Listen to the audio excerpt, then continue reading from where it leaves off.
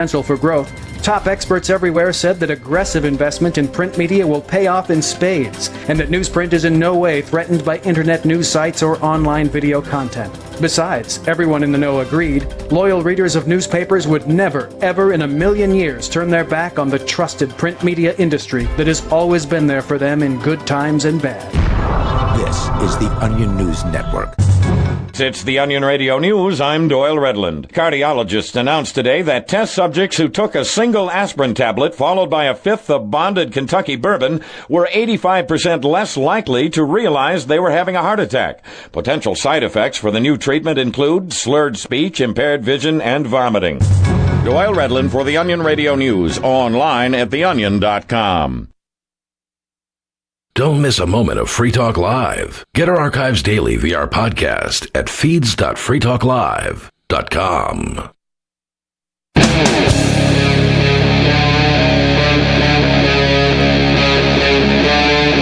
Free Talk Live.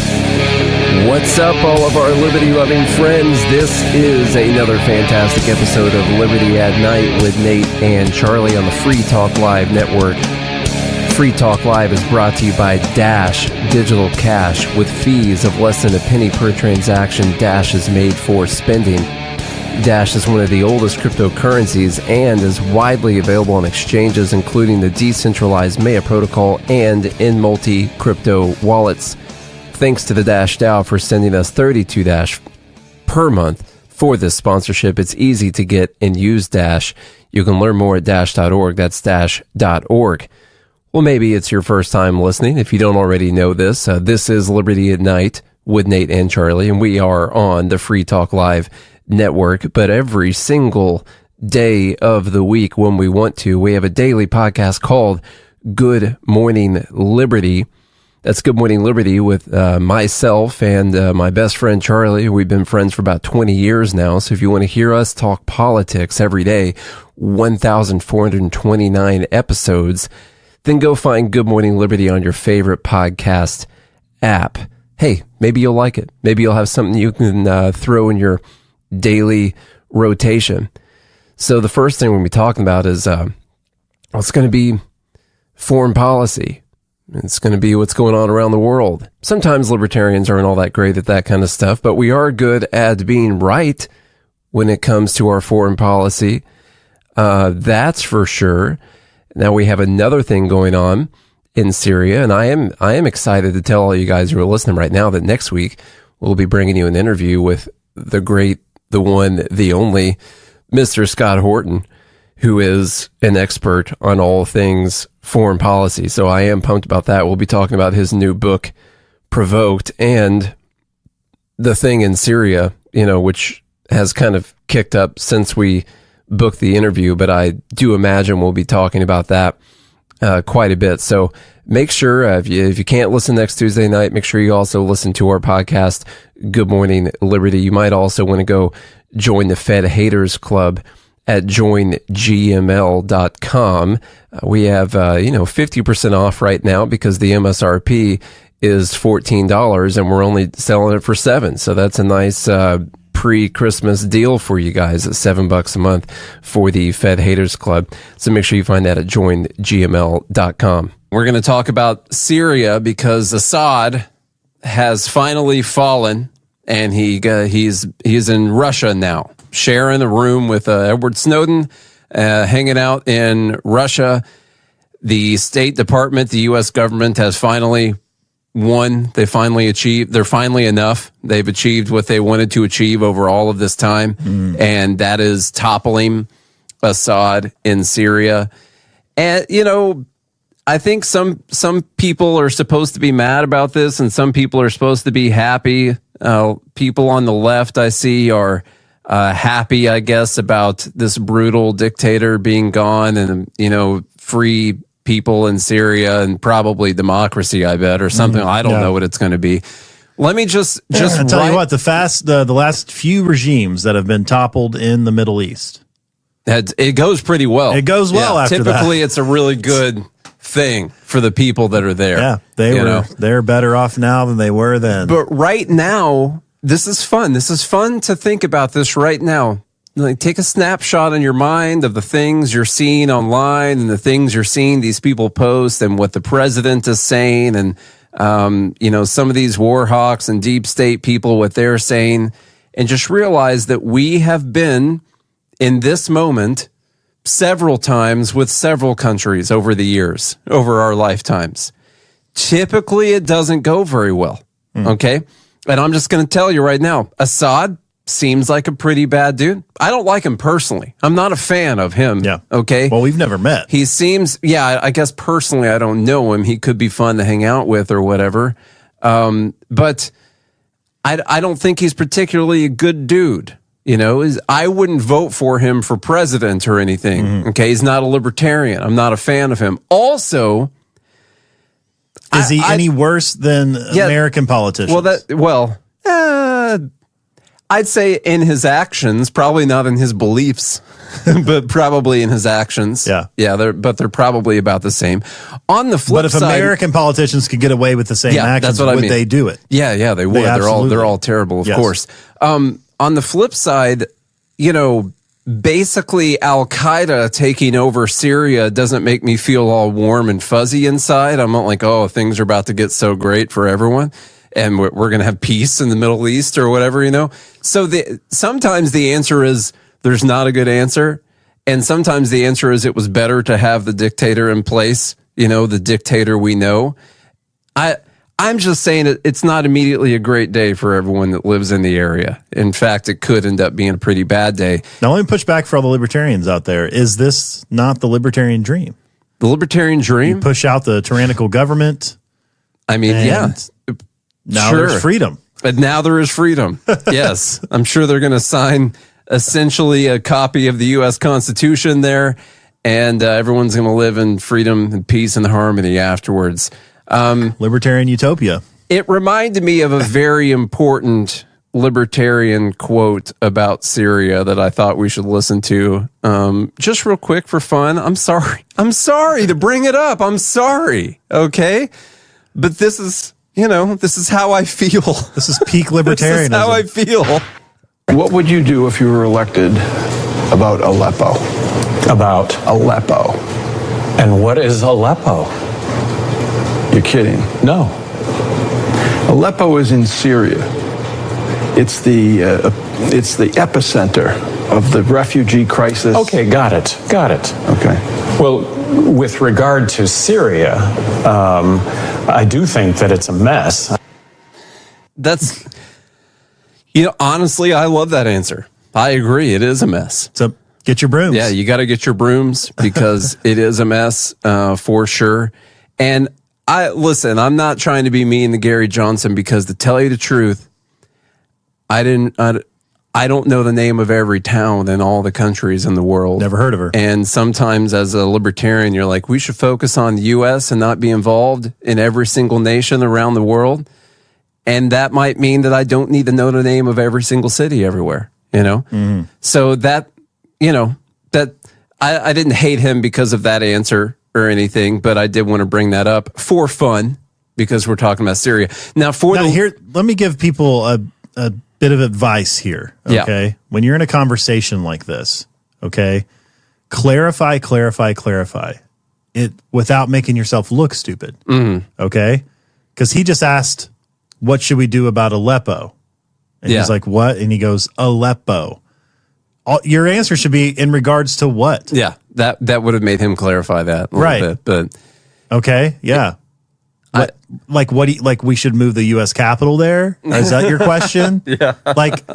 There are lots of ways in which you can clarify it without being like, I don't know what you mean. Mm-hmm. Now, I do appreciate Gary Johnson's honesty. I mean, I think that was kind of refreshing, albeit he should have probably been briefed on some foreign intelligence, or not foreign intelligence, but some foreign diplomacy, considering the fact he was running for president I guess of the United States of America. Yeah. I do want to show everyone real quick because it's a largely libertarian audience. This is where Syria is. Just so everyone knows, okay? Here's the real important part as we zoom in. This is where Israel is right here, and this is where Syria is on this map. and it's right next to Jordan, and you got Lebanon over there, and they're next to Iran at the same time. And this is why could be good, could be bad. We'll see. But I think Israel is very invested in this, and we have a new administration that is highly invested in Israel. Or that Israel has highly invested in the new administration. See on this current map, we don't see Aleppo. No, I can't. Actually, it's not Well, it's probably gone now. Yeah, you know, there is no more Aleppo anymore. So anywhere, there's your map. Okay, so that's important. So we know that Assad's gone. There for a minute, everyone thought his plane crashed and maybe he was dead. And like, you know, they were showing this is his plane taking a turn. You know, so it like took a turn, and everyone thought maybe it went down. It went to Russia. Apparently, that's where he is. You said potentially Conspiracy Monday. Yeah, let's go for it. So let's start off here. Thomas Massey says it appears the deep state and the rebels they supported went into overdrive to overthrow Assad when Trump won the election, knowing Trump would end U.S. meddling in Syria. And then he showed his tweet from 2019 when Trump pulled back from Obama's dangerous policy of destabilizing Syria. This is one of the initial reactions I had as well, especially with him nominating Tulsi Gabbard for Director of National Intelligence. I feel like Trump winning the election, the CIA texts a bunch of their assets and they're like, hey, we got to move this coup up. I know we've been practicing the coup for a bit. We thought we had a little bit more time, but we got to get this coup scheduled. They implemented the contingency plan. Yeah. Because they've got contingency They do have contingency plans for sure. Not NASA. And so, but the CIA definitely has contingency plans. This is one good conspiracy, I think, is that Trump is coming in. He nominates someone like Tulsi Gabbard, who is best friends with Assad. As we know, best friends. And by best friends, I mean several years ago, she had a meeting with him. Yep. And that's it. That's all. That's all we got. She had a meeting, and they probably slept together. I mean, yes, that she. Hey, she can try everything she wants. That's fine.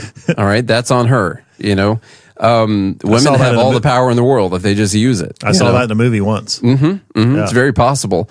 Now, I mean, people have said that Gabbard was, you know, her pal Assad and all that. She basically tried to sit down and talk with him and see if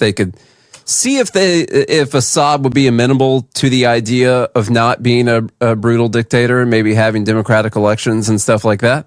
Okay, so she tried to meet with him because there was a very dangerous, terrible civil war brewing and going on in Syria, which, by the way, updated to 2024, estimates are a little over 600,000 people have died in this Syrian civil war. There are multiple factions that have been fighting against Assad and with Assad. You got Russia and Iran fighting with Assad. You got this group called HTS, which is led by a guy who used to be in Al-Qaeda and used to be in ISIS, who ended up ousting Assad. You've got a lot of different groups fighting in here, some armed by NATO, some armed by the Pentagon, some armed by the CIA. And some armed by the FBI. Yeah, so somehow the FBI also. And some of those groups fight each other also with our own weapons, okay? Yeah. That we have armed to try and take this guy out, because this guy hurts his own civilians, okay? Allegedly with gas attacks and stuff like that. And so in an effort to remove this guy who has harmed some of his own civilians, we helped spark a civil war where over 600,000 people have died during the course of this civil war and created millions of refugees and destroyed the entire area because that guy's bad and hurts his people, which I don't agree with. Okay, I clearly don't agree with that at all. But it's not going to be all unicorns and rainbows right now, okay? But hey, as long as they get Assad out, kill everyone. Yeah, I guess so. And that seems to be these people's goal. It's so crazy to me. You know, it doesn't matter like how much damage is caused for the goal. Well, essentially what happened, this is what I think happens here is you have Assad who was loyal and controlled, backed by Russia and Iran. And the U.S. government doesn't like that. What it wants is it wants its own puppet. You don't like someone else being someone else's puppet. You want a guy to be your puppet. And so what they think they can do, the theory is, we could arm essentially Al-Qaeda, these terrorists, we can who we call the guy who could end up running Syria is wanted by the State Department, and there's a $10 million reward on his head, and we're celebrating that he overthrew Assad. Yeah. Okay? He's a wanted terrorist that we offer $10 million reward for. But now relabeled, hero. Peace. Yeah. He's a freedom fighter. Yeah. So what he is, he's a freedom fighter. And Rebel. so He's just a rebel now. what we think we can do, which is something that I've got this crazy idea that the United States government's going to try. Okay. They're going to try to fund some of these different terrorist organizations and try to control them with money and weapons that we give to those different terrorist organizations. And they're going to overthrow the dictator who's loyal to Russia. And instead, we're going to have our own brutal dictator who's loyal to us. And nothing bad is they're always going to do what's best for U.S. national security interests afterwards. Because those are people you can trust. Yeah. Yeah. Yeah. Okay. So I think let's just move Zelensky from Ukraine over to Syria. Yeah, it's kind of a lateral move for him, but you could consider it a promotion. I don't know. Well, the oil production might be could be good. Gas production might be a promotion. Could be good. We could trade him. It'd be fine. The less conspiracy theory idea would be Russia has been helping Assad, and Russia is busy right now. They're busy in Ukraine. And maybe people thought that Trump wasn't going to win the election and we could keep this Russia-Ukraine thing running for a long time. But since Trump is coming in, the deep state fear is that Trump is going to help end the Russia-Ukraine conflict, which means Russia is going to have more time to bomb other places. They're busy right now. Where they're bombing, and so they got a little bit of time left before Trump negotiates an end to that war, where they could try and topple Assad while Russia's busy at the moment. And if Trump does end these things, that's less money for the. No, you don't want to. Yeah, for the war machine. It's just generally good for the war machine to have as many crazy things going on as possible. So we got Thomas Massey throwing out the deep state. Donald Trump, to his credit, said a couple good things, especially at the end of this. Charlie, go ahead. All right. He said opposition fighters in Syria, in an unprecedented move, had totally taken over numerous cities in a highly coordinated offensive and are now on the outskirts of Damascus. This is before they finish their thing. Obviously preparing to make a very big move toward taking out Assad. Russia, because they are so tied up in Ukraine and with the loss there of over 600,000 soldiers, seems incapable of stopping this literal march through Syria, a country they have protected for years. This is where former President Obama refused to honor his commitment of protecting the red line in the sand, and that all hell broke out with Russia stepping in. But now they are, like possibly Assad himself, being forced out, and it may actually be the best thing that can happen to them. There was never much of a benefit in Syria for Russia other than to make Obama look really stupid. In any event, Syria is a mess, but it is not. Well, that's what Gary Johnson said. It is a mess. Yeah, they agree. Wow. See, libertarianism taking over.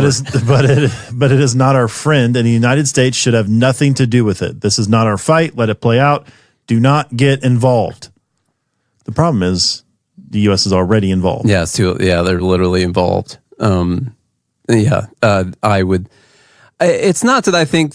Yeah, I was talking to Amanda yesterday, and it kind of reached a point where I was essentially saying the U.S. is like the center of the universe when it comes to all the actions that happen over here. But I do sort of feel like the CIA and all of these departments have their tentacles in everything. And so, yeah, I do think they're involved. In fact, we are already, we still have 900 troops in Syria, by the way. Those ones that Trump tried to pull out. And we have more than that. Those are official troops. Yeah. And then you got the contractors too. We have thousands of assets in Syria, guaranteed. And so let's see, what was I saying just then? Oh, we're definitely involved. We're already going to help with some bombing, according to Biden, because one of the fears here is that there's ISIS in Syria, and they might want to try to step in now. And of course, now you could have ISIS fighting Al Qaeda and these other people. It's like a Syrian civil war where a whole bunch of people are fighting and dying. And so this might not be settled yet. And so what's happening is we're going to try and stop ISIS from stepping in and taking over Syria. So the guy that we have a $10 million bounty on can take over Syria instead. It's much better for everyone. I did see Biden talk about there were some strategic drone bombings. Yeah. That he authorized. Perfect. Yeah. This is all great. It's all really good stuff. This is just, in the last few months before Trump takes over, this is all just Isn't it weird how that perfection. happens? Like you got a guy coming in who wants to end some wars and stuff, and stuff just kind of hits the fan right beforehand. It's crazy. It's always so I do crazy like how that Trump said happens. the United States should have nothing to do with it. Like, Yeah, that's good. let's just let them. That's their country. Let them play it out. But unfortunately, Israel is already trying to hit some targets there because they do share a border with Syria, and they don't want the wrong people taking power there either. If it ends up Israel gets involved with anyone who's also launching rockets from Syria and stuff, well, guess what? Israel is essentially a giant U.S. military installation in the middle of the Middle East, and we will be involved in that. We will be funding it. And this could just make things get even crazier there. So while he says he does not want to get involved, if anyone from Syria ends up threatening or showing any harm towards Israel, well, guess what? We're going to be involved. And that's because while Trump wants to be anti-war, we do have a lot of pro-Israel, extremely pro-Israel. Listen, I'm not anti-Israel, but there's some like extremely hawkish pro-Israel people that are involved in this new administration. So we'll see. I think we're going to move on to, I brought in a bunch of stuff about Jelani and who could eventually end up running Syria. And it's not good. The answer is it's not good. And right now we're in the period of time of we don't know.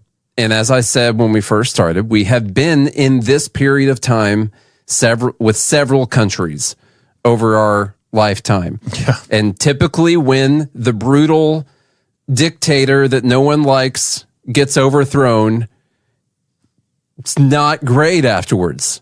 It ends up being a lot worse. And that's not me supporting brutal, terrible dictators that no one likes. But sometimes it's better.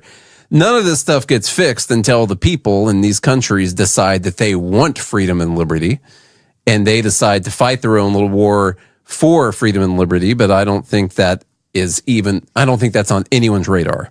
Like, I don't think that's the problem. That's not going to happen. It's tough for trees to grow out there, in the desert. It's very tough. Yeah. So it's very difficult. Not very many liberty trees being planted. No. Because it's hard for them to survive. They've been trying to water them with the blood of tyrants and tyrants. And it just doesn't work.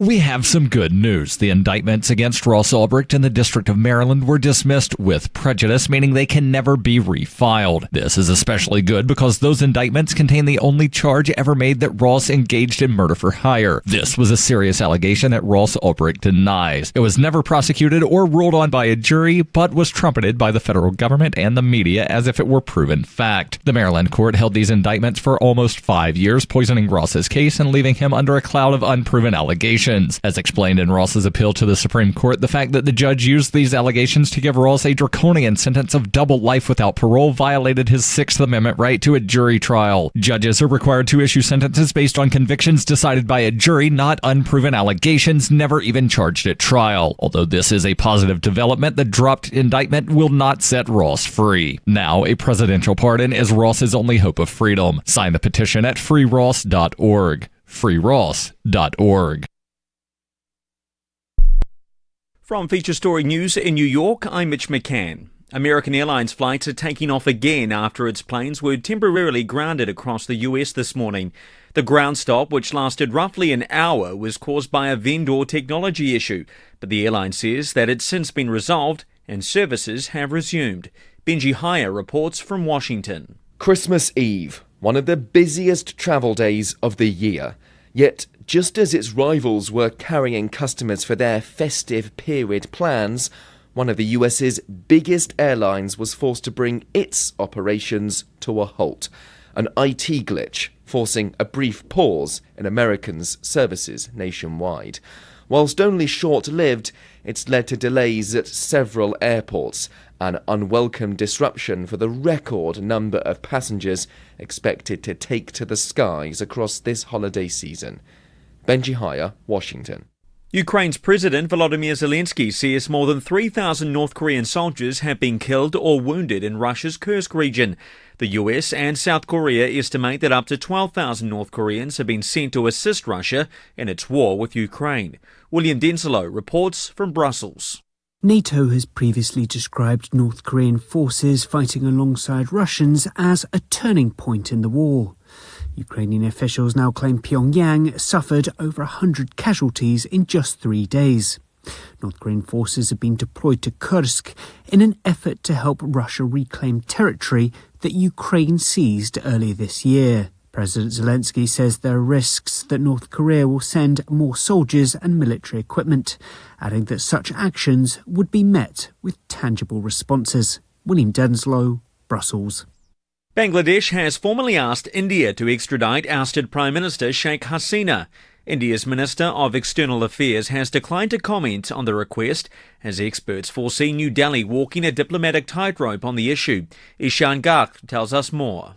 It now remains to be seen whether India will agree to extradite Sheikh Hasina or not. Hasina, who was seen as being close to the Indian government during her term as Bangladesh's Prime Minister, has been in India since August 5 after violent protests forced her to flee Dhaka. India's Foreign Ministry has acknowledged receiving a diplomatic note from Dhaka but has skirted questions on her extradition. Experts say New Delhi could refuse the request on humanitarian grounds, but it could hold back India-Bangladesh ties that the two countries are hoping to rebuild after Hasina's ouster. Bangladesh's de facto leader, Muhammad Yunus, says Hasina needs to come back home to answer for her alleged humanitarian and financial crimes, both of which Hasina denies. Ishan Garg reporting there from the Indian city of New Delhi. From bureaus worldwide, this is Feature Story News. We're still not sure why you'd want to watch, but our video feed is streaming nightly for free at cam.freetalklive.com.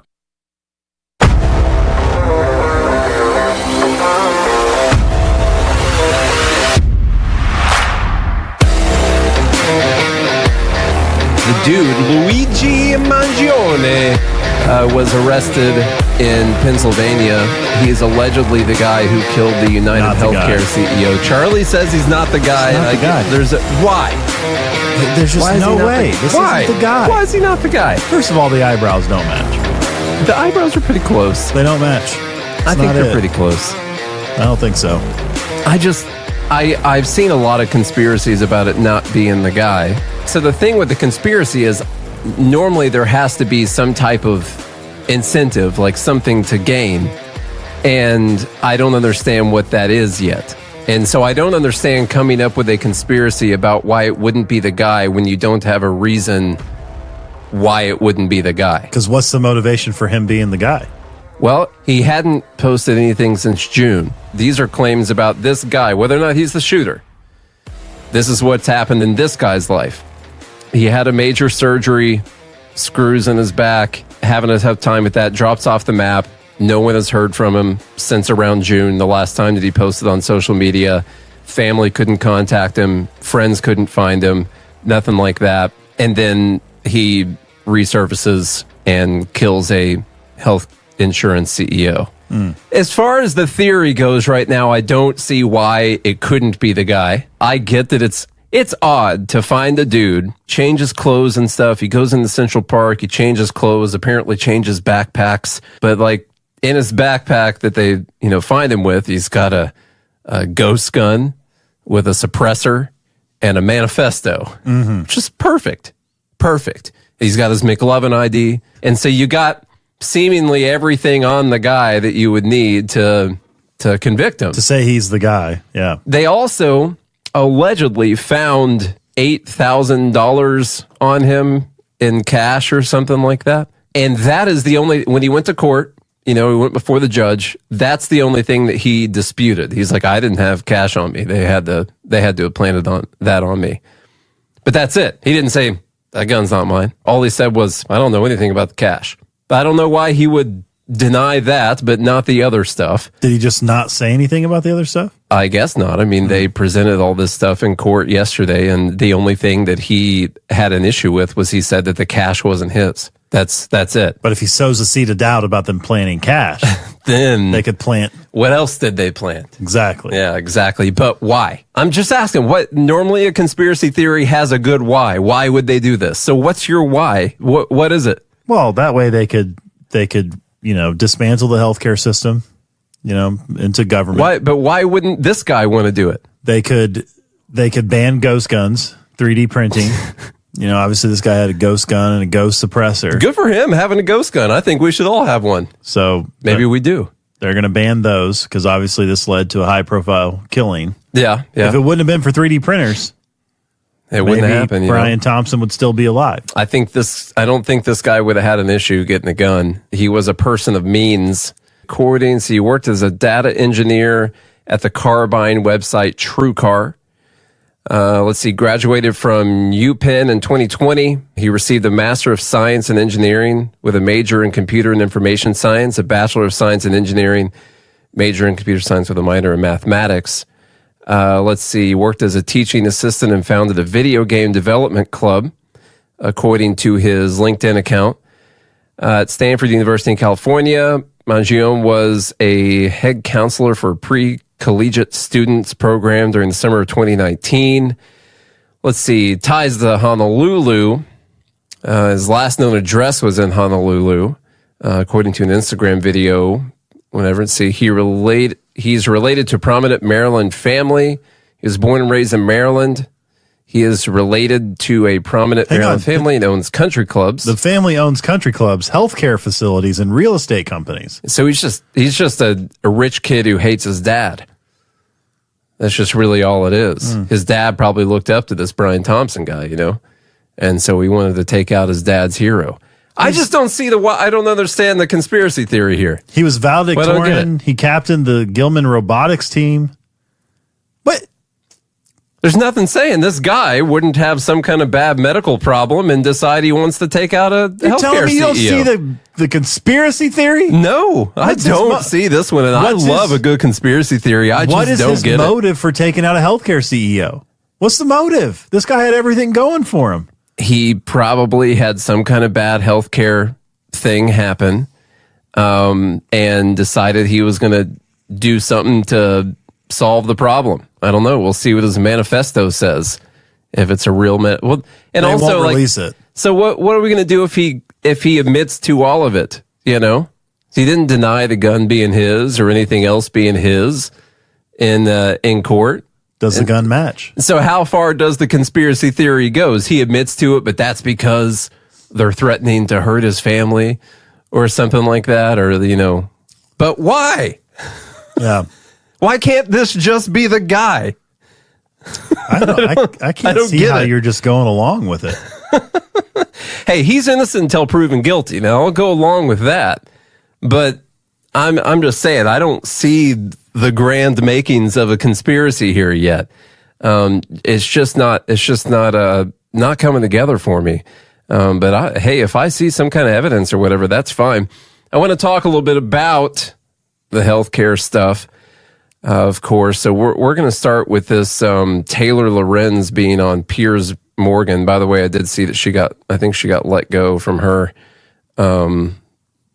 whatever publication, Vox something, that she was working for because of all the crazy stuff she's been saying. But here's a little clip from her. I do believe in the sanctity of life. And I think that's why I felt, along with so many other Americans, joy, unfortunately, because it feels like... Serious? I mean, Joy in a man's execution? Maybe not joy, but certainly not empathy.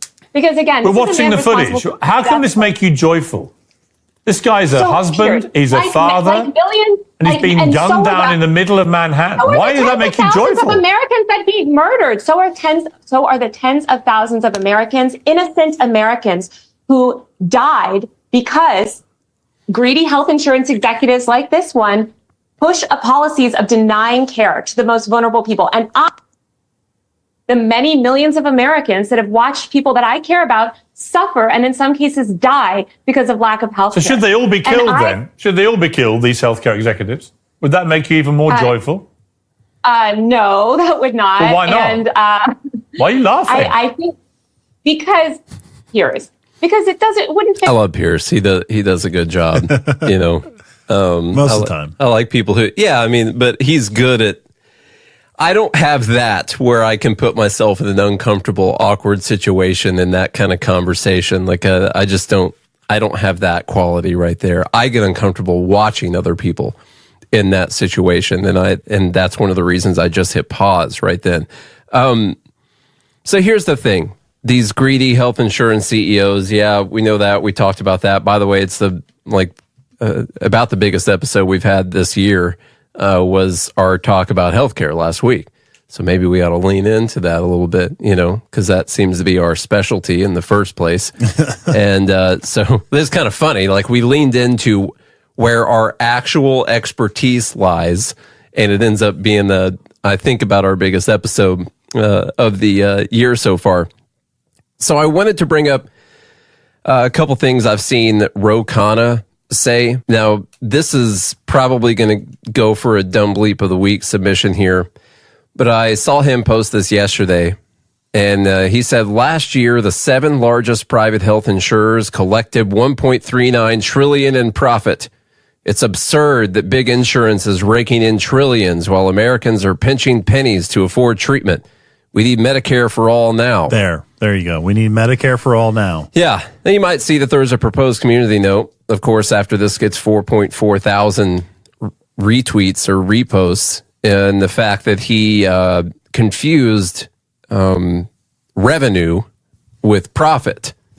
And so when I saw that number, I was like, 1.39 trillion in profit. Well, that's an awful lot of profit for this industry to be making. And so instead of deleting the tweet, he just tweets a little addendum to below it here and says, correction. The largest U.S. health insurance companies have 1.4 trillion in revenue and 70.7 billion in profit last year, which, just in case you guys don't have a calculator handy, I did the math. That equates to 5% net profit for that industry. And so I said, so 5% net profit is the root cause of our problems. So that's first off. Well, no one deserves $1 billion. Yeah. So many people think that the reason healthcare is so expensive is because these greedy health insurance CEOs are raking in tons of profit. Now, the net profit that they make is about 5% out of the amount of money that they take in. Okay. If you were to reduce the cost for everyone by 5%, hardly anyone would even notice it, and they would still be upset about how expensive everything is. So it's not the profit that the companies are making. A lot of times when you say, well, they make this profit, is that the cause of our problems? They'll do something like, well, these people get paid a bunch of money. These CEOs get paid a bunch of money. We'll talk about that here in a second. Ro Khanna had another stupid idea the other day. I kind of brought this up yesterday, I think. He said, who supports a simple law requiring insurance companies to pay for medicines or treatment prescribed by a doctor? Something we could do now while we fight for Medicare for all. Now, what he means is an issue that people decided they have is with the denials of claims. Okay? And you can talk about how maybe some people have died because of the claim denials. The number they give you, the 68,000 that die every year through lack of health insurance, that's not just claims that were denied. They didn't not all of those came from people who had insurance and all their claims were denied, by the way. That's just the number that has been estimated could have been saved if everyone had perfect medical treatment every single year. Which, by the way, even if you saved all those people, there would then be another group of people who could have been saved if we had still a more perfect medical system that they would all have. And so the answer that they have is that everyone should get everything provided to them at all times. Yes. So, but the claims denial conversation, I think, deserves this idea right here, because let's talk about what if they don't deny claims. Because his idea is, what if there was a law passed that they had to cover every claim that was made, anything that a doctor said needed to be done, they had to pay for it. Well, there would be no insurance companies. Well, no. That's what would happen. The economic question there is, okay, well then what's the incentive for the doctors in that scenario? The providers. Let's just say the providers. Because guess what? Those are also ran by human beings who get paid for their work, make money, drive nice cars, have nice houses. What's their incentive in a world where it is illegal for an insurance company to ever deny anything that they say needs to be done? This happens all the time, by the way. I mean, I know people who have worked in dentist offices who would tell the patients they needed a retainer regardless of whether they needed a retainer or not. Yeah. And that's because they could get insurance to pay $500 for it. So you're looking at $500 per person. And basically most people would be like, oh, okay. So you're talking about setting up an environment where any doctor who wants to make any amount of money can suggest any number of treatments for anyone, and it would be illegal for the health insurance company to say that it wasn't necessary. So like this conversation brings up the fact that there does need to be a negotiation here. There has to be someone who questions whether or not the thing is medically necessary, because doctors and providers and whoever else it is also have an incentive to charge as much money and do as many procedures as they possibly can so they can make as much money as possible, because they're also human beings. And so the insurance company, because we have a third-party payer system, guess what they do? They have a system where they scrutinize and question all of the claims, all of those procedures, all of that, because if they didn't, what's the limiting factor on what other human beings would say they have to pay for? I will say sometimes it does get a little out of hand. Well, sure it does. I'm not saying it doesn't. Yeah. I'm talking about that idea itself. Someone does have to look at it and question, but it's still whether or not it's necessary. We wouldn't even be talking about this though if healthcare wasn't so expensive. I know. There wouldn't nobody would be scrutinizing whether something was medically necessary. Well, you still would need to, or it would just get out of hand again. But it wouldn't get out of hand. What are you going to do? Order 1,000 $4 tests? You might. Yeah. No, you're not. There's no way to.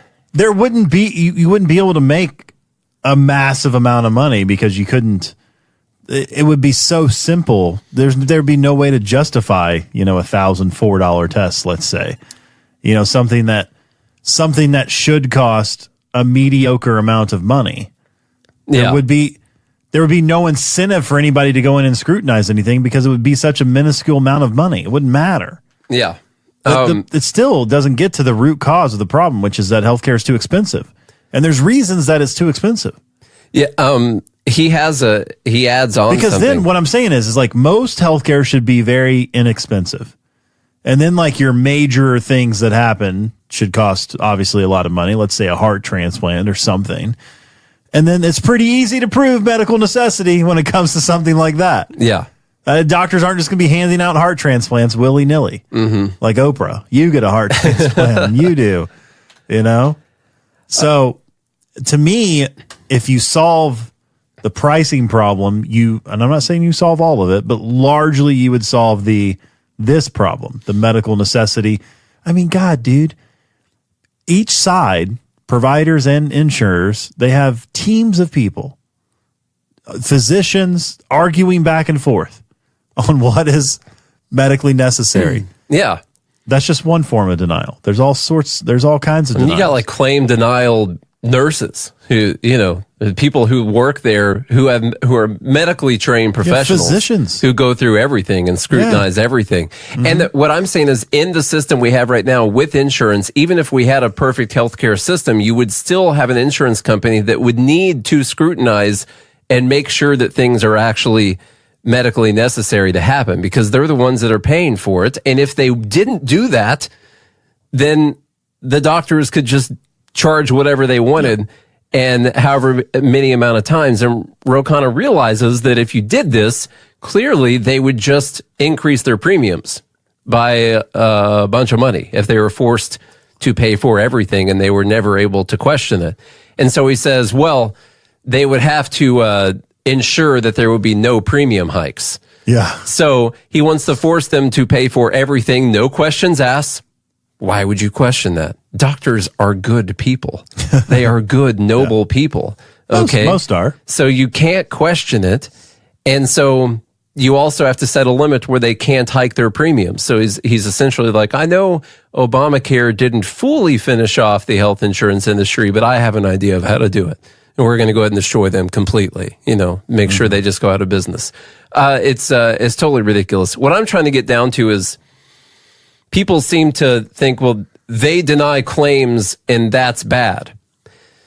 It is true that there are some claims that they deny that probably are bad, and they probably just try to do that to try and save a buck. But there's also claims that get denied that are good, and also that system, that idea that they should scrutinize what people are asking them to pay for is a good idea that makes sense and has to exist in the health insurance industry.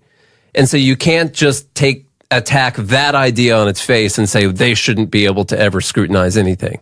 That's ridiculous. Just so you know, basic economics would tell you that that's ridiculous. The other thing here, because when you bring up the profits, I'm like, oh, it's 5% net profit margin. That's like nothing. Well, here's what really adds to it, is these health insurance CEOs and their compensation. That's where the real cost is coming from. And so you add up all of these, 21 million, 23.5 million. Brian Thompson is at the bottom of the list, by the way. Jeez. At 10.2 million. And you add all that up, it adds up to about $160 million. And so, yeah, you take that out of 1.4 trillion. And you've made a big dent in it. Let me tell you what. Guess what? If you take that out of the profits, it's still 5%. It's not even enough to move it off of 5%. Okay, it's not enough money to move it off of that. Or you could just pay all of them $0. Like, this is how ridiculous the idea of CEO compensation. It just boils down to people are mad that some people make a lot of money. Mm-hmm. That's all it is. They just hate people that are rich. And they hate capitalism. Well, you see someone making 21 million and you're only making, 40 grand. Yeah. You're like, you get mad. God. You get mad about it. But then you can get mad about that, I guess, if you want. You could say it's immoral or whatever, but you cannot make the argument that it affects the price of the service that you're paying for and that it's a reason that it's so expensive, because the math does not math on that. You take 160 million. And by the way, if there's 160 million people in America that have a health insurance plan, it's more than that, probably. I don't know what that. Let's say it's 160 million. Each get $1. You each get $1 for the year. Everyone reduces their yearly premium by $1 if you don't pay these people anything, and that is how much their compensation works into the price of your premium that you pay every year. So don't make the argument that it affects the price whatsoever. You can say that it's immoral or something like that. You'd be wrong. You could say that it's immoral, but you can't say it affects the price. And by the way, the reason I say it's not immoral is that it's important to have people who are good at business, running businesses that are very important.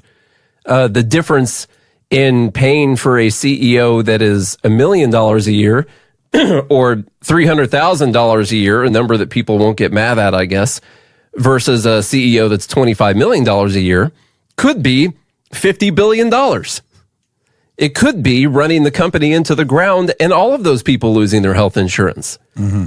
And you pay $20 million to ensure that $50 billion worth of well, I mean, it's going to be way more than $50 billion, but whatever, that all those people are able to get health insurance, essentially, and not lose another one of the competitors and consolidate this market even more. I just hate bad arguments when it comes to this stuff.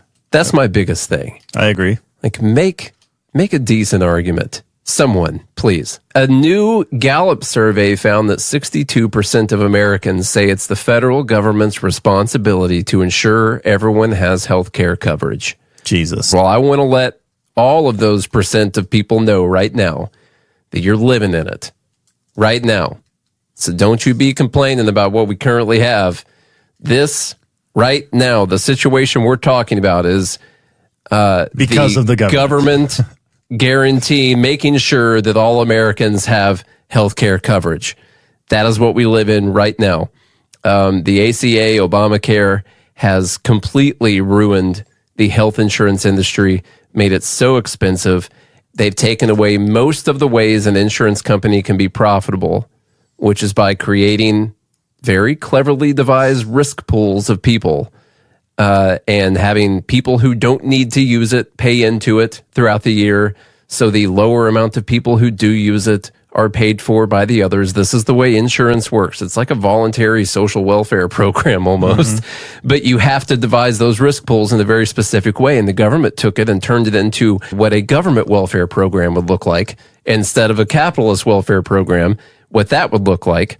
And what happens when you first increase the demand and then you restrict all the supply, you get shortages. But you can't have shortages in the market where they are required to give you the coverage. So they have shortages popping up in other ways. The shortage is called claim denials. This is basic economics. The government has created a shortage, but they are required to tell the person that they have health insurance.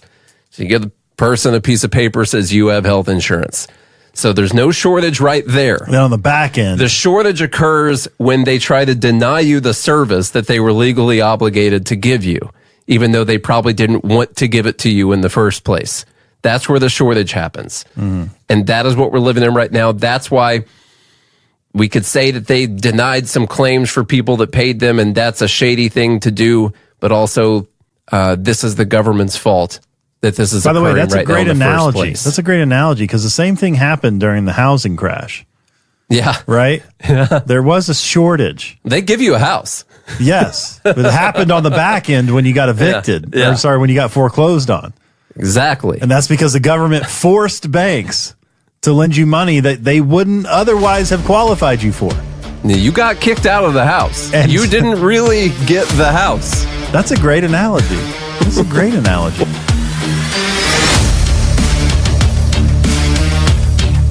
Was Santa generous? I'm Holland Cook with Inflation Hacks. You can sell gift cards you're not using at cardcash.com and giftcards.com, where you can also buy discounted gift cards for almost anything. If you're planning a major purchase, consider buying now because prices are rising. And if you see PMI on your mortgage statement, that's private mortgage insurance, which you can cancel if your principal balance is below 80% of your home's value, which it may now be thanks to inflation. Ever since the COVID shutdown, we've been suffering supply chain issues, and nothing is in shorter supply than what you see in the mirror.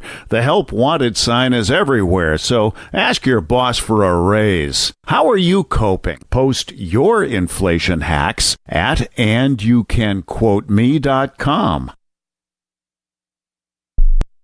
Should you be able to earn an honest living free from senseless government interference?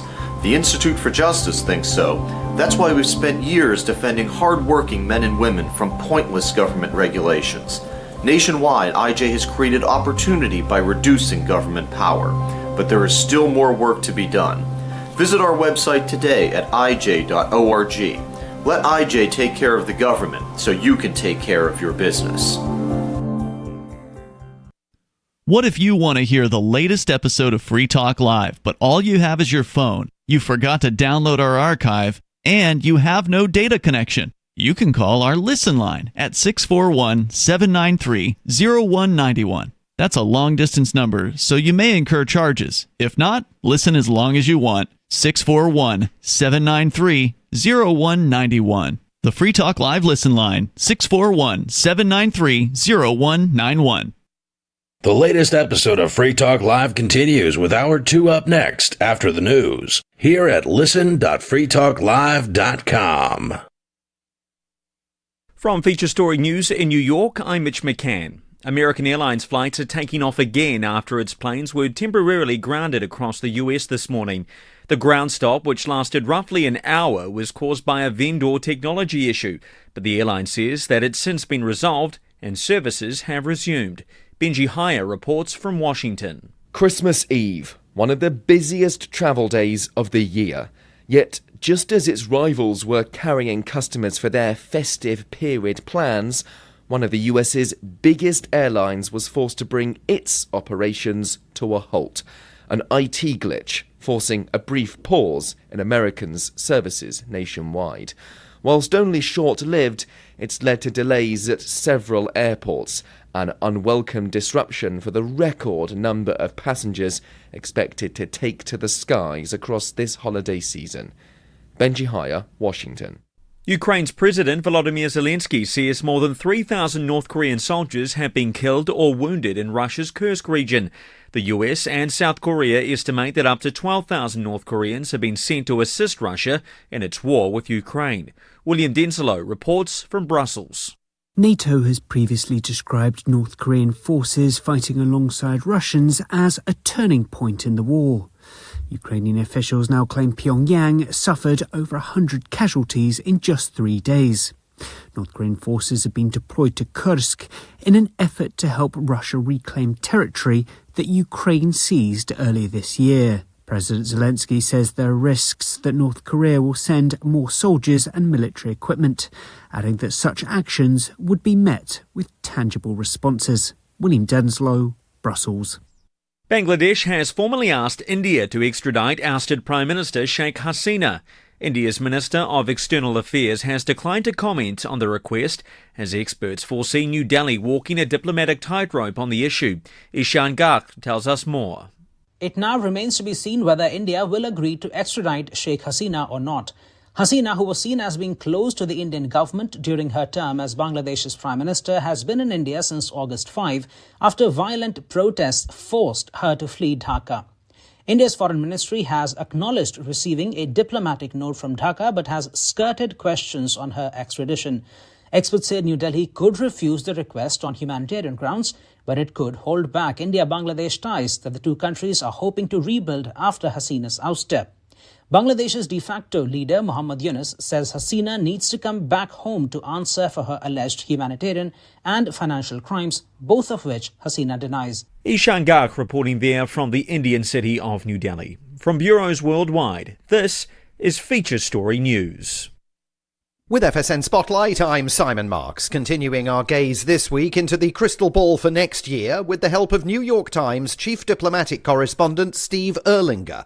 He has been talking to the Council on Foreign Relations about some of the issues he thinks we should all be watching over the next 12 months. One of them is now in the disputed Golan Heights between Israel and newly liberated Syria. Half of Syria was displaced or in exile. The country we call Syria doesn't exist anymore. So I think Israel's very worried that there will be a fragmented Syria. Assad was horrible, but he kept the border calm. And now there's a lot of anxieties. And he thinks Turkey is going to be a big beneficiary of the collapse of the al-Assad regime. Syria happened. Why? Because Iran's weaker, Russia's weaker. Russia's preoccupied in Ukraine. Iran is very, very badly damaged. And so the Turks, because the Turks drove this in Syria and everything collapsed as in Afghanistan. I mean, it was rotten. The Turks are now going to be very powerful inside Syria. And again, that's not something that pleases the Saudis or the Gulfies. First of all, because Turks aren't Arabs and they're not Sunni. And they're very close, as I said, to the Muslim Brotherhood. On Thursday, we'll hear Steve Erlinger's thoughts about the outlook for Ukraine in 2025. A quick recap now of our top stories. American Airlines flights are taking off again in the US after its planes were temporarily grounded because of a technical issue. Ukraine's President Volodymyr Zelensky says more than 3,000 North Korean soldiers have been killed or wounded in Russia's Kursk region. Bangladesh has formally asked India to extradite the ousted Prime Minister Sheikh Hasina, and a NASA spacecraft, the fastest ever object built by humans, is now approaching the Sun. From bureaus worldwide, this is FSN.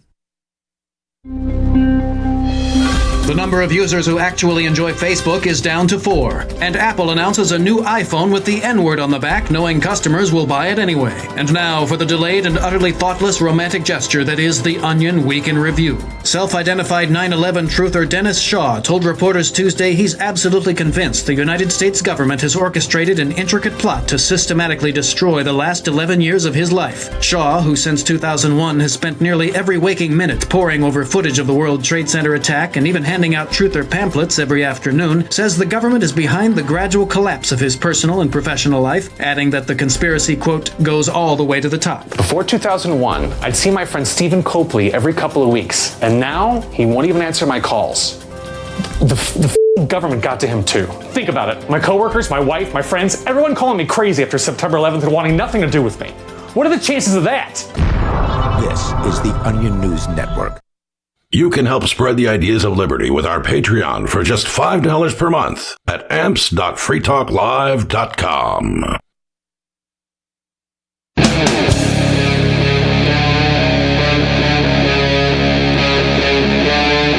Free Talk Live.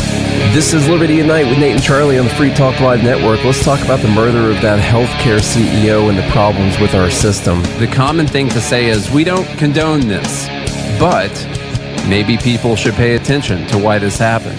There's no empathy for this guy at all. No, there's not. Even among some people in our own group right here, which means we haven't done a good enough job. I see talking about things like this lately. I've seen a few people that are like, "Wow, this comment section's wild." Yeah, like I get it, but man, this guy, like a life was lost here. That's true.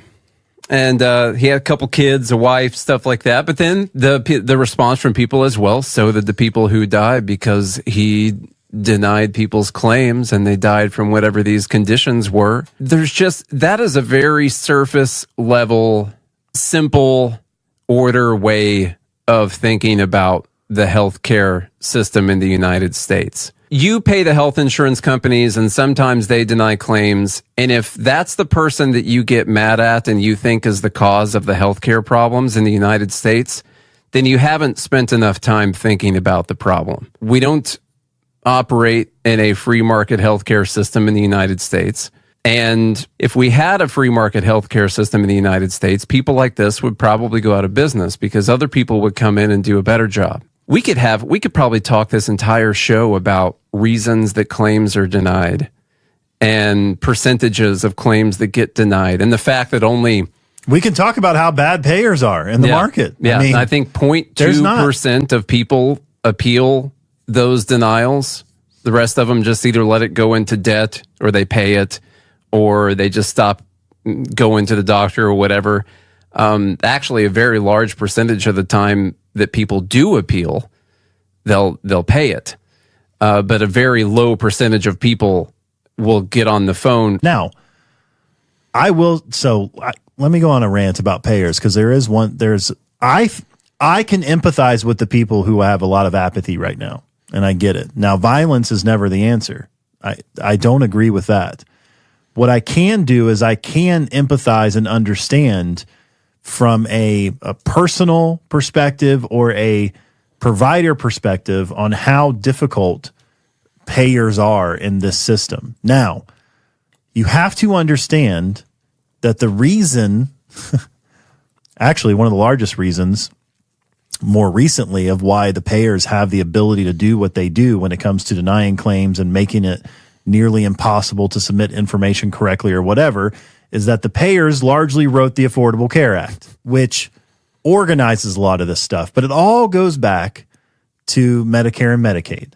Okay. And when the government first entered the healthcare realm, you have to understand that when the government is to be responsible to delineate federal taxpayer money, they had to come up with a system that they could show they would be efficient with. Now, of course, we know it's not efficient, but what they did is they take cases from all over the United States, data, they analyze that data and they say, okay, we had 20,000 heart transplants, and this is the average amount of time that it took, and this is the average amount of medications that were administered, and this is how long they stayed in the hospital. Length of stay, yeah. This is, so what they do, and then they create a code for that.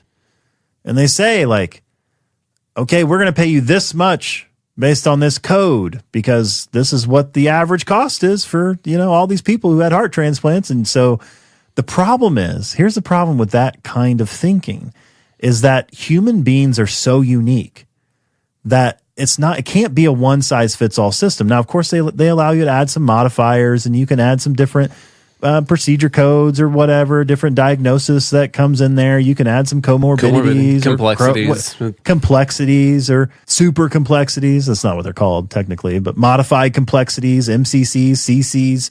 So there are ways in which you can go around it, but it still doesn't address the problem that each situation is unique and should be considered in that uniqueness, but it's not. And when Medicare and Medicaid developed this system that everybody has to go off of, well, now all of the payers do the same thing. They have their own codes, actually. And I know several people that are working directly with United and Blue Cross and some of your major players to try to figure out what are your different criterias. Payers have providers that work for them that consult and say, hey, here's what we expect and here's why we're denying claims. Providers have providers that work for them that write appeal letters. And this entire industry, multi-billion-dollar conglomerate, is all due to the fact that we have a convoluted anti-free market healthcare system. Mm-hmm. And people, the constant battle is trying to navigate how we actually provide products and services and then get paid for them from the provider side. And then insurance is still insurance. They're trying to pay as little as possible for their consumers, just like your car insurance or your house insurance does, because that would be a terrible business model for them to pay out way more than they ever receive. Yeah. They would go out of business. So, of course, they're trying to optimize the amount they pay out in claims versus the amount that they receive. And the idea behind it, especially with everybody mostly having group policy now, is that you're basically sharing the risk among the population. So one person like Nate, who's been a doctor way more than I have, if we were in a group policy together, I'm helping cover the cost of Nate's care. Now, that system can work, as we see that it works decently in other industries like car insurance or health insurance or home insurance or any business insurance, like whatever insurance you get. If we had a true free market system, a lot of these problems, including the assassination of a CEO of a insurance payer, we wouldn't see those problems because most people would have what would be considered a catastrophic plan, because healthcare would be affordable enough to where I wouldn't need to have coverage to pay for routine things, routine surgeries, those types of things. It would only be if something really bad happened, like cancer, or I needed a transplant, or whatever the case may be. And then if enough people had that coverage, you could share that risk and share that cost, and then it's more cost effective. Just can't get the catastrophic plan anymore, and that's one of the main problems. And one of the things Charlie's alluding to here is that we way overuse insurance. We use insurance, which the absolute best way to describe insurance was done by a fella by the name of Chris Rock, and he did a bit where he called insurance in case, and that's what it was. It was in case shit happened. That's what insurance is for. You're trying to buy security. And right now we have a system because of the government. You can go all the way back to, or you can consider FDR froze wages. People started offering employer-based health insurance. They let them buy it with pre-tax dollars so they could get a better deal on the insurance. Their dollars went further buying the insurance than people after tax dollars. And so employers were incentivized to buy these insurance plans for their workers. That led to way more people having insurance, which eventually led to people using insurance for an annual doctor's visit that everyone knows is going to happen next year. There are so many problems that have been caused by the government in the healthcare industry, and one of the major ones is Medicare coming in. What happens when the government taxes away a bunch of money from millions of people and says, oh, hey, healthcare providers, we're going to be a payer now on things. For the population that needs healthcare the most. Yes, the sickest part of our population. With old people. What's going to happen? They pay for things like the government pays for things. And in that entire industry, the prices in that industry keep going up, not even including all the regulations that they throw on top of everything inside of the industry. I mean, to unravel the whole problem with the cost of healthcare in the U.S. would take more than one episode, more than today's episode, for sure. There are some good books on it that I've read that I will recommend. A really good one called The Primal Prescription that everyone should go listen to. But what I said at the beginning of this being like single order thinking, one level thinking, to boil that down to this greedy health insurance CEO is the problem with why we can't afford things in the United States, with why our healthcare is expensive. It's simplistic, doesn't even cover how simplistic that line of thinking is. United Healthcare, I mean, people literally talk about these people, they pocket billions, they make billions off of people being sick. They're making all this money, these greedy capitalist guys. The people cheering this on, it's the same Marxist ideology that we argue against with everything. It is no different, okay? Healthcare is a commodity. Just like food. If you don't get food, you'll die. Every single human being in the United States requires food to stay alive. That is a fact. But when we talk about people raising prices on food, we're like, oh, quit complaining, you dumb lib. You know, it's a free market. Price got to go up, supply and demand, stuff like that. But when it comes to healthcare coverage, like, well, if this person can't get this thing, they're going to die. Well, guess what? Food, that goes for every single human being in the United States. And somehow we got a problem with obesity. We got new drugs provided by the healthcare industry to help people slim down because we got so much food. Yeah. But then we say that somehow capitalism and profit-seeking entities are the issue when health insurance is one of the lowest profit margin industries. For people who make profit. Healthcare in general. Yeah, healthcare in general, but health insurance specifically. Because people who own hospitals like HCA and people who make medications like Pfizer, they make way more money than the health insurance companies do as a percentage. In fact, United Healthcare, so far in 2024, what do you guys think? Get a number in your head real quick. 3.8% net profit margin is where they're at right now. Okay, guys, let's knock off that. Let's cut 3.8% from the cost of everyone's premiums. All right, now no one's going to bitch anymore, are they? Yeah. No, this is not the problem at all. The problem is that we use third-party payers to pay for almost everything in the U.S. And when you pull together the resources and the money from hundreds of millions of people and then say, well, I've got this pot of money, I can pay for this, you're willing to pay a lot more money for it. That's what happens, as opposed to someone who says, I'm going to pay out of pocket for this problem. Whatever this problem is, I'm going to pay out of pocket. Now you have to price things based off of what normal people can afford to pay for things.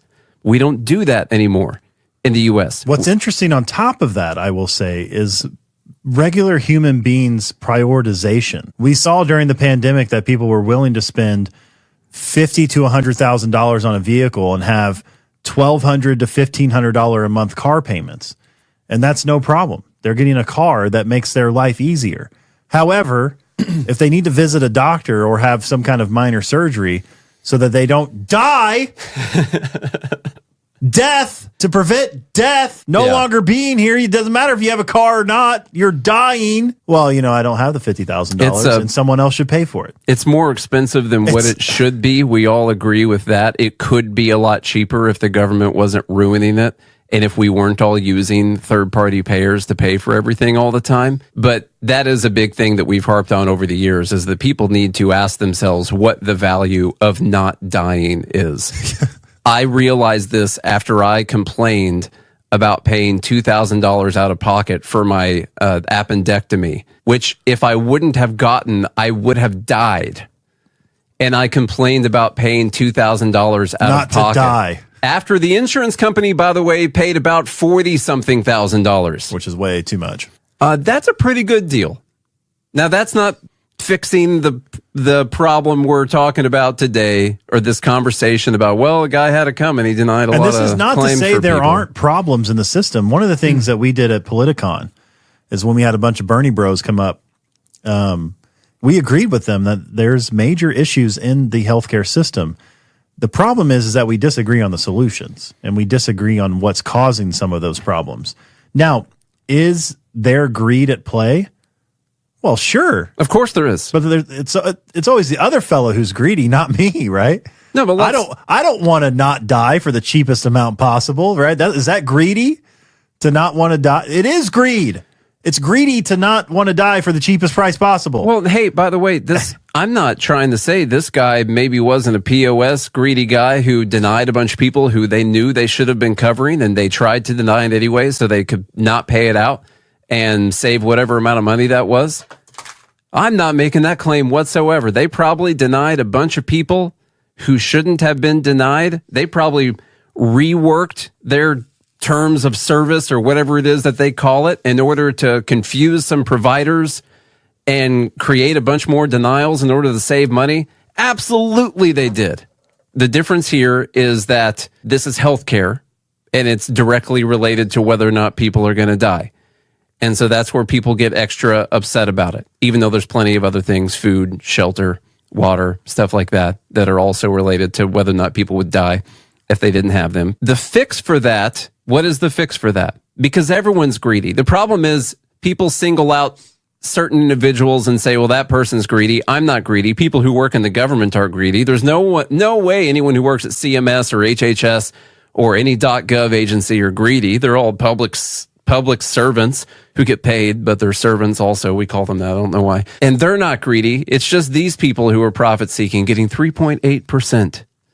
After all those claim denials, all the denials they decided not to pay, they get 3.8% afterwards. Pfizer, during the pandemic, got 31% net profit margin. And none of these class war lefties were out there complaining about Pfizer getting 30% profit margins, mostly for money coming from the government. Yeah, before the big switch happened, when people on the left cared about big pharma and stuff like that. Yeah, weren't mad about that. Now, here's some pushback I want to present to you. For this is coming from the Fed Haters Club here. Clark says, you pay premiums every single month. You're getting a service you paid for. There's no empathy. What he's saying here is like, well, I'm paying for a service. How can you deny it? I'm paying you every single month. You're deducting it from my check, or I'm sending you a check, whatever. I get that. Here's the okay. I can address this. The problem is that you didn't read the fine print. well, and it's true. And here's the problem with that: is there's not enough competition. That's where I'm getting. So it still boils down to the fact that we don't have a free market healthcare system. As Nate alluded to at the beginning of the show, is that if we had a free market healthcare system, United would go out of business because there would be much better. Why would you pick United, who apparently denies 32% of their claims, which I'll tell you about the way they separate this out, but 32% of their claims, when you just go to someone else who denies 3% of their claims? Why would you pick United? Why would you? Because most of the time you have to. Because you have to. Yeah. You know what choice I have of another healthcare provider? You don't. I don't have another choice of a healthcare provider or health insurance provider. Mm-hmm. Sorry. I don't have that. I could go pay out of pocket for health insurance, but guess what? My wife's employer pays like 15, 20 grand a year for our health insurance, and we pay a little bit every month towards it. And so the whole thing, since it's so much of it is connected to large groups or your employers, has been worked to be so expensive that most people can't afford to go buy the insurance on their own, because the prices are taking into account that most people get it from their employer or through other large group plans. And here's the thing with the fine print, it's just like any other insurance, right? You guys all have home insurance or renter's insurance or whatever. They set limits on what they can cover, because if not, they wouldn't exist. Yeah. Okay? I just paid $6,000 for a new roof. You know how much my insurance company paid? $2,700. Mm-hmm. And I have home insurance that covers roofs. If you're driving your car with liability, but you hit $1 million Bugatti, okay, your insurance is not going to cover the whole $1 million it takes to replace that Bugatti. I'm telling you that. There's limits. Okay? And so if you have a Bugatti, that's on you. You better have insurance to cover people who don't have underinsured motorists. They do, but what I'm saying is that your policy is not going to cover the whole thing because they can't. Otherwise, they would be a company that doesn't exist, and then no one has the opportunity to try to offset a large expense by paying a monthly premium. I mean, that's the service they're offering, but there has to be limitations to it. If you're like, okay, I'm going to offer you a service, you just give me, a few dollars a month and I'll cover anything. Just submit a claim, I'll pay it. Yeah. Well, there's no guardrails. Like you go out a bit, you become insolvent very quickly. And so there's a give and take. I understand people's frustrations. I really do, because I deal with creating software and offering consulting and other types of things. In large part, I'm assisting providers and the provider side of healthcare to deal with government and payers. Mm-hmm. Okay, because it is a giant headache. Just so you guys, this is Charlie's literal job. He does this every day. And so I get the nuance. I get the frustration. I get that. I understand all of that. And I build programs to help sift through all of that. I want to tell you why I think this is so important, why I'm harping on this so much.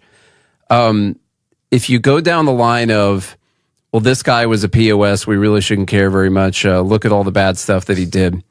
We've missed the entire point in the way that the way that you argue in favor of a free market, why free markets are important, individualism, all these kinds of things, why that's what's best for the economy and the only moral answer.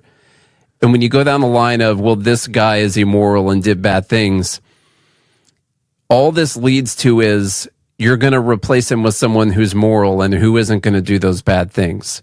Instead of realizing that all of these people, a good percentage of these people who end up running massive corporations are a bunch of greedy SOBs. Whatever. That's fine. But that is the way that human beings act in those incentive structures that are built up around them. And so you can't just look at the one person and say, well, you're a greedy POS, you deserve to die, because that doesn't solve any of the problems. Someone else just pops up and they're going to tell you how moral they're going to be, and they're going to screw you over in maybe just a little bit different way because you didn't talk about the actual problem. You let the emotion of being mad at this person for maybe some bad decisions that they made cloud getting to the real solution of the problem, which is that guy, just like all the other guys and girls in a market, need competition to behave in the manner that is best for all of their customers. It's not the benevolence of the butcher or the baker or whatever, okay? They need competition. They need the risk of losing their position, their jobs, their company, because someone else is going to do it better. And the system they work in right now has shielded them from any competition. In fact, the system they work in now has destroyed all of their competition. And this is what you get. This is a government-created, not monopoly, however many-opoly that we have. But for some people, it's a monopoly. Like, I don't really have any other options that I can go to. Some states, you might really not have any other options at all. In some places, they are monopolies and duopolies. You can't even go out of state to get a different insurance company. I know. You have to get an insurance company that goes with your state. And that's because there's different state regulations. We used to go down the line on every single one of these things. Like, there are so many reasons that... Clark says here there's no winning. And look, that's true. But that's life, is it not? Well, I mean, it's just... You're not guaranteed food. You're not guaranteed shelter. You're not guaranteed water. Like, life is difficult. There's no winning, but it's important to point out why. Like, yes. It's not because this guy sucks. It is the system that our government has created. That is the system. That's the thing. We can create a better system if we talk about the real problem. Some of you have wanted to support Free Talk Live's mission on a monthly basis, but don't want to support Patreon. Now we have an alternative that also helps our premier streaming platform, Odyssey. Visit video.freetalklive.com and click join at the top of the channel. You can subscribe for $5 per month, and unlike other subscription services, Odyssey adds their processing fee on top, so it'll cost a little over $5 per month, but Free Talk Live will receive the entire amount you pledged. Higher donation tiers are available if you're feeling so inspired. You'll get a special membership badge that's visible in the Odyssey chat room, and if we get enough supporters, we may enable members-only chat. This new subscription method is a great way to decentralize our direct listener support away from just Patreon and also support a libertarian-run business, Odyssey. Please visit video.freetalklive.com and click join to subscribe to our Odyssey channel and help support spreading our message around the planet. Visit video.freetalklive.com and click join today. From Feature Story News in Washington, I'm Nick Harper with the Year in Review. In the US, much of the year was dominated by politics. A presidential election in November saw Donald Trump win a second term in office. It was a stunning political comeback, with Trump becoming the first person in more than 120 years to return to America's highest office following a previous electoral defeat. FSN's Benji Heyer watched that win unfold on election night. History is being made here as a twice-impeached former commander-in-chief, a convicted felon, eyes up another term. The 78-year-old's remarkable night, indicative of a red wave nationwide, as Americans also voted to flip the Senate from the Democrats to the Republicans. Trump beat Democrat Vice President Kamala Harris, but up until July, his rival in the race for the White House had been the President, Joe Biden, who dropped out after a disastrous debate performance, questions about his mental acuity, and pressure from within his own party. Here's FSN's Jagruti Dave. Former US President Barack Obama has issued a statement calling Joe Biden one of America's most consequential presidents, as well as a dear friend and partner. He added Biden's actions show he's also a patriot of the highest order. These words were echoed by other Democrats, including former House Speaker Nancy Pelosi. Reports have emerged in recent weeks that Pelosi was one of the senior members of the party who was privately trying to persuade Joe Biden to stand down. Former President Trump survived 2 assassination attempts this year. The one in July at a rally in Pennsylvania left 1 spectator dead. As FSN's US correspondent Simon Marks reported at the time, the attack deeply unnerved the country. Donald Trump was in the middle of a rally talking about immigration, one of the key issues of his campaign, when the gunfire began. If you want to really see something that's said, take a look at what happened.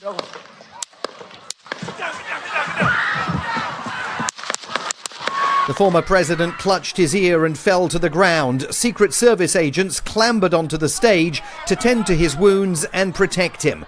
When he got up, blood staining his cheek, he fist-pumped the air and mouthed the word fight to his supporters.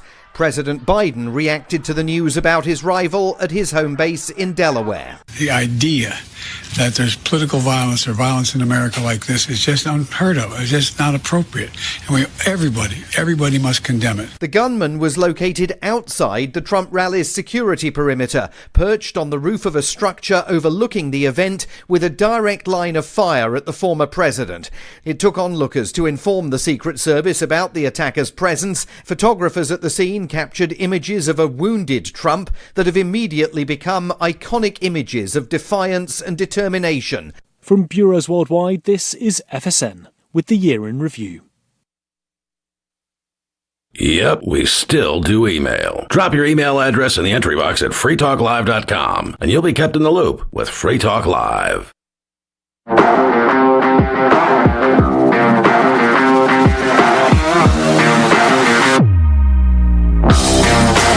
Hey, what's up, all of our liberty-loving friends? This is another fantastic episode of Liberty at Night with Nate and Charlie on the Free Talk Live network, coming at you from Nashville, Tennessee. And Free Talk Live is brought to you by Dash Digital Cash.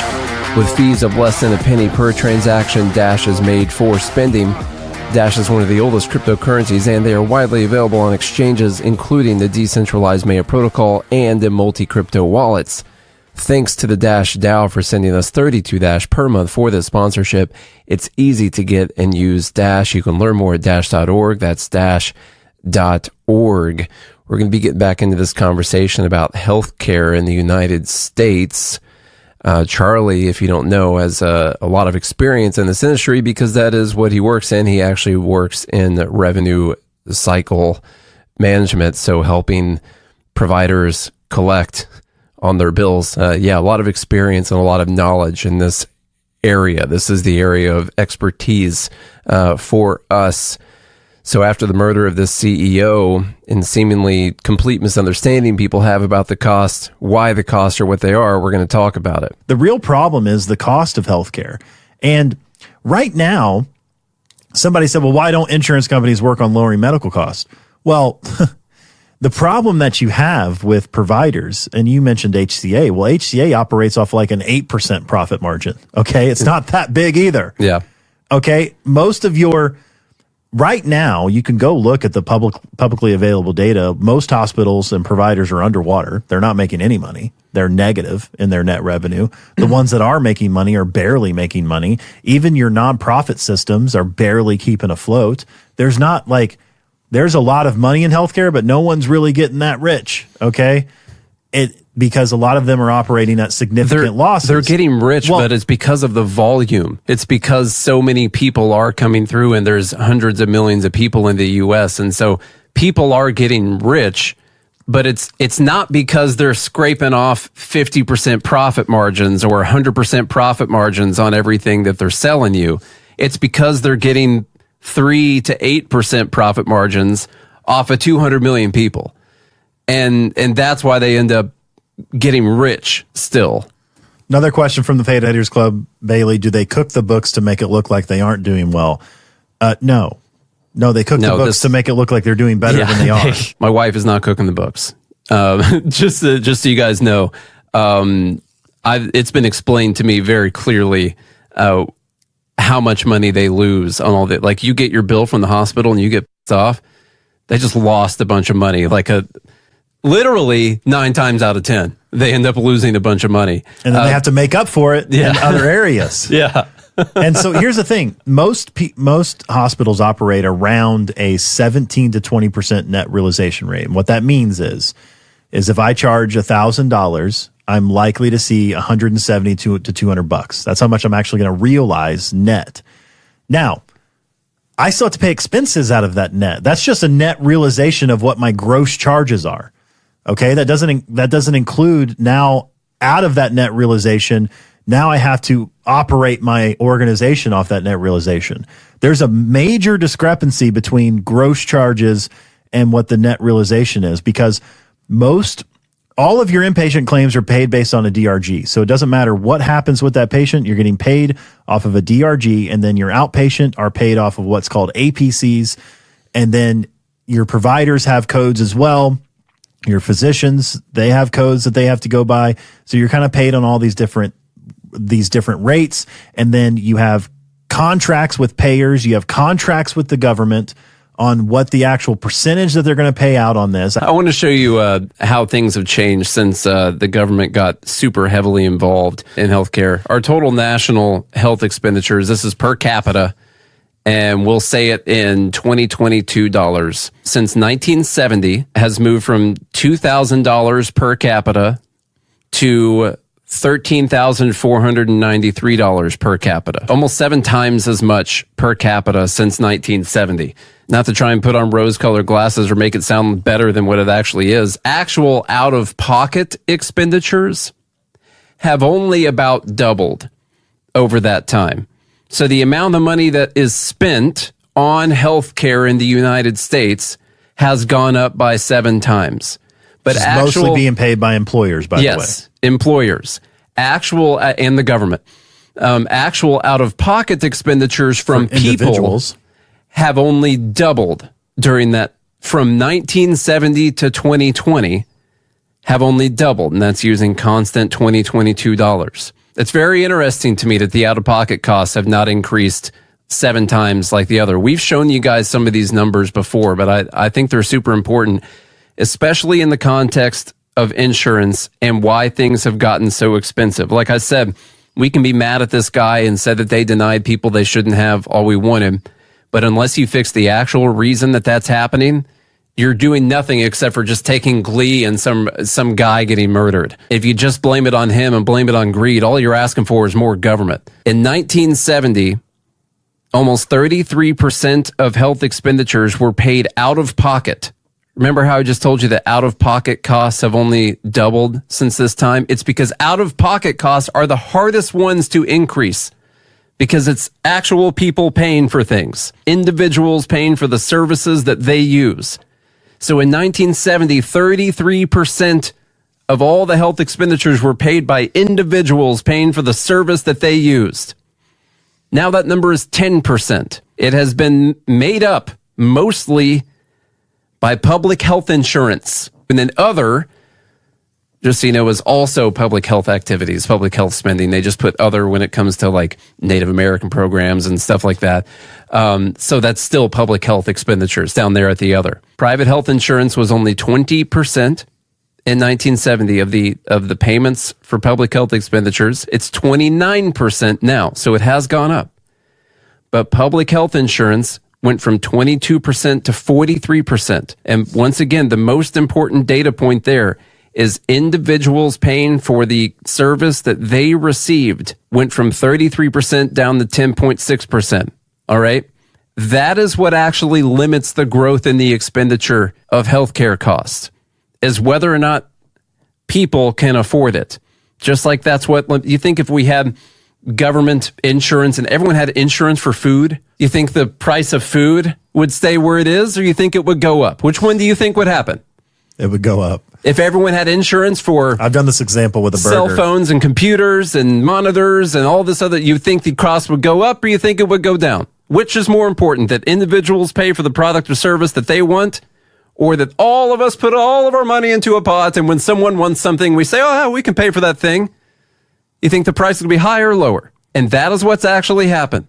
And unless you are talking about that problem, you're just taking a little bit of joy in some greedy capitalist bourgeois getting gunned down on the street and not talking about solving the problem at all. I'm talking about solving the problem. The problem is getting people individually back paying for their health care again. That is the only thing that will limit the growth. The only way you can do that is you have to reduce how expensive it is. And the only way to do that is to move to a free market system. To reduce regulations in the healthcare industry itself. That's the only way. I want to tell you a couple things that happened with the Affordable Care Act. This is directly related to insurance. And we can blame this guy for whatever bad stuff he did, but they have done everything they can to make it as hard as possible for insurance companies to exist and to make any money. And when you make it as hard as possible for them to make any money, they resort to other ways to try and save money, which is trying to screw over people who don't have time to call them and say, hey, you screwed me over. Okay? Which is what they're doing right now because they found every other way to stop them from being able to be profitable. One of their only ways now is to go to their customers and say, yeah, I know you paid me for that, but I'm not going to pay you back for it. How about mandatory coverage of essential health benefits? Small group insurance plans cover a set of essential health benefits, mandatory, including services like maternity care, mental health, prescription drugs, preventative care. That means insurers can no longer offer plans with limited coverage or exclude certain types of care, which increases their administrative and claims processing costs. For some insurers, offering these benefits has resulted in higher premiums and more complex claims management. How about pre-existing conditions? They can no longer deny coverage or charge higher premiums based on pre-existing conditions. You know, I shouldn't have got home insurance until that storm blew the roof off my house. Then I should have called the home insurance company, got a policy, and said, you guys got to give me home insurance right now and pay for a new Galderm roof on my house. And if they say no, that is a greedy capitalist. We need to get them out of the marketplace right now. How about that? My house is on fire. I think I'll go buy some insurance. That's a great idea. I just wrecked my car. I think it's time to call Progressive, see if they can get me a policy. They don't want to cover me. I just wrecked my car. You guys realize how stupid that idea is? That's what we do in health insurance right now. T-Dub says, what are the chances Trump understands any of what you're saying? I think we need to probably create a department of healthcare efficiency. Zero. We need a chance. Not a Doge. It would be, I guess it'd be DOHE, a Department of Health Efficiency. Yeah. Nate and I could run that. I like that. For sure. And then we could move it. Basically, we would come in and just scrap everything. I love this one, too. The community rating requirements. They introduced community rating rules, which prevent insurers from adjusting premiums based on health status, gender, or occupation. All right? How about occupation? Oh, you're a financial analyst. You sit in the desk all day. Okay, well, yeah, I'll give you this right here.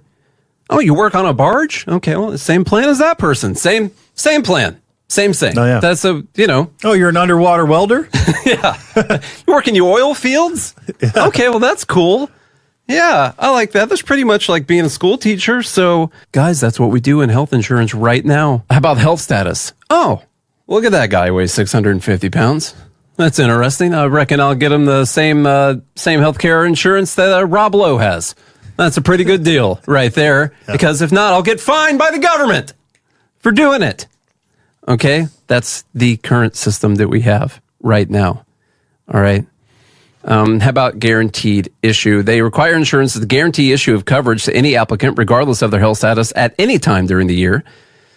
This provision eliminates open enrollment restrictions in many circumstances, meaning insurers cannot reject applicants outside of designated enrollment periods. Now, a lot of you guys might like that, except for the fact that the reason they did open enrollment is because the name of their service that they provide you is called insurance. And getting rid of their ability to only allow people during open enrollment means that people wait until they need it. You can't deny them for pre-existing conditions. So instead of healthy people paying into the pool all year round, you get only the sick people that ended up coming in and needing it. So you cut out all the ways that they could potentially be profitable unless they rapidly increase the cost of their premiums. But guess what? There's laws against that too. There's only a certain amount that they can do, and they have to go to the governments to ask for permission to increase their rates, which is why so many insurance companies are leaving California. ACA mandates that insurers must submit their proposed premium rate increases for review by state or federal regulators, particularly for the individual and small group markets. They face increased scrutiny on rate hikes, making it more difficult to raise premiums to offset rising healthcare costs or risk pool imbalances. In some cases, states or the federal government can block or modify proposed increases, which may result in insurers being unable to adjust their prices in a timely manner to cover unexpected costs.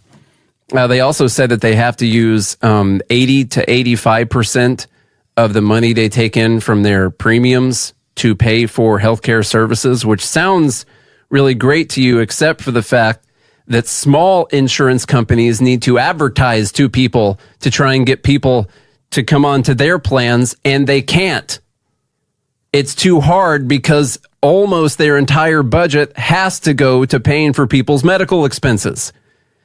80 to 85% of it. So then they have a little bit left that they can pay for administrative costs, which the government also makes more expensive, that they can pay for advertising for their company. They can pay for sales, stuff like that. And that's how much they can pay for that. The rest of it has to be paid out in premiums, or they have to take the money and pay it back out to all of their policyholders.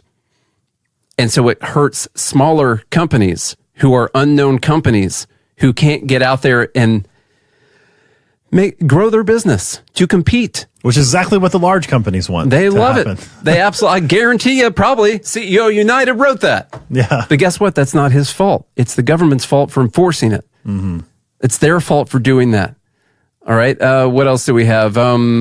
Now that we know about the marketplace, all that kind of stuff. Anyhow, the point of everything that we just said is knocking off a couple health insurance CEOs and kind of feeling apathetic about it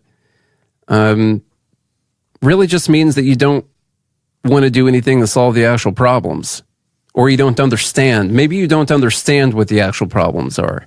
Maybe you don't understand that all the people in a market are greedy and that they will operate in the incentive environment that has been set up around them by the people who have the use of force against other people, just like any of the other companies that we talk about at any time. And if all we're going to talk about is how well these CEOs need to learn a lesson, okay, well, let's have them give up a salary. Let's decrease everyone's premiums by 3.8%, which is how much net profit they're making on things. And let's see if that solves the problem. Yeah. We already saw what happened to all the nonprofit insurance companies that were created by the ACA. They're gone. They're gone. Yeah. They all went out of business. They're gone. They're gone. They all went out. They tried. They're gone. And we see what happens in single payer systems, across the pond. you still deal with problems. Like, yeah, sure, people maybe not be paying out of pocket, but you have longer wait times. There's a trade-off, right? Okay, and what's the best system? We have to understand that, first of all, you're not guaranteed anything in life except the fact that you have a right to not be killed. You have a right to property if you're able to get some, and then you have a right to be as free as possible. I would say completely free, but as free as possible. And then that's it. You don't have a right to food. You don't have a right to housing. You don't have a right to health care. Somebody else doesn't have to pay for it for you. And does that put some people who were not as fortunate, nature wasn't as kind to them, and they got from birth, whatever, maybe they got diabetes from birth, maybe they got cancer when they were younger, through no fault of their own. And is that unfair? Yes. Life is full of inequality. It is unfair. And we can help those people voluntarily. That's what Ron Paul talked about. He practiced medicine before the government came in, and we took care of people. We helped handicapped people and people with ailments that weren't able to afford it themselves. We still do to this day. I mean, Americans, after being fleeced for $4.5 trillion, still donate almost $1 trillion to charity every year. It's a lot of money. Yeah. And we have a history of taking care of people. People want to take care of other people. It's not like people would just be dying in the streets. And so we're never going to have a perfect system. But we can make the current system better and more affordable for a large majority of people. And by doing that affords people to voluntarily give to people who are less fortunate. What needs to happen right now is they got to roll. They do need to get rid of the Affordable Care Act. Like the things that I just read off to people, I want to reiterate one point. They have taken away almost every mechanism for insurance companies to be profitable without screwing over their existing customers that are paying them money. They have taken away almost every other way because insurance is a very specific business, paying into risk pools, trying to calculate that out. You know, you got, what's that called? Actuarialists that figure all this stuff out. It's a very specific business. And they have done everything they can to screw up that whole process and made it so if you want to scrape by on 3.8%, you're going to have to screw over that percentage of your customers that are paying you money because everything else we pretty much made illegal for you guys to do. That actually is the first step that they could take. And then when people say, oh, well, pre-existing conditions, stuff like that, that's not insurance. Let's talk about something else, whatever else it is. Don't call it insurance. Absolutely not do you need insurance for something that you for sure need. Or we just need to call it something else. I guess I would agree if they would change the name of it or whatever it is. Prior to advances in science, if you had pre-existing conditions, you just died. Yeah. A lot of people get denied things that were just created in the last 10 years, you know? And you're like, well, these people can't get it and they're going to die. I'm like, they would have died if these evil, greedy people wouldn't have created it in the first place. They were going to die if we weren't in that system. And now we're saying if this person won't pay for that, then that's the problem right there. The problem we got to figure out is how do we get more of that stuff and how do we make it even cheaper? You know, no one's talking about how we're making it cheaper yet. Mm-hmm. That's not what they're talking about. Yeah. So, all right, we got to go. What a great episode. That's fun. This was good stuff. All right, y'all, if you enjoyed today's episode or you know people who need to have a little education on the financial side of healthcare. What I learned in this is that we need to break out many of the topics that we talked about into, because we can talk about insurance, but then we could write a book. There's so much other stuff. Yeah. Hospitals, how they're getting paid, providers, all that stuff. You know, I tried to stay up on insurance, but there are so many levels to this problem, and it's going to be tough to roll it back. We didn't even talk about certificate of need laws. No, we didn't. Which is a major problem.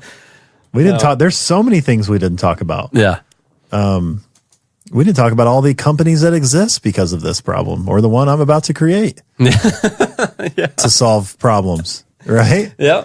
So there's a lot. We could write a book on this. The the live group is saying thanks that we should break this out. There's so much to go over.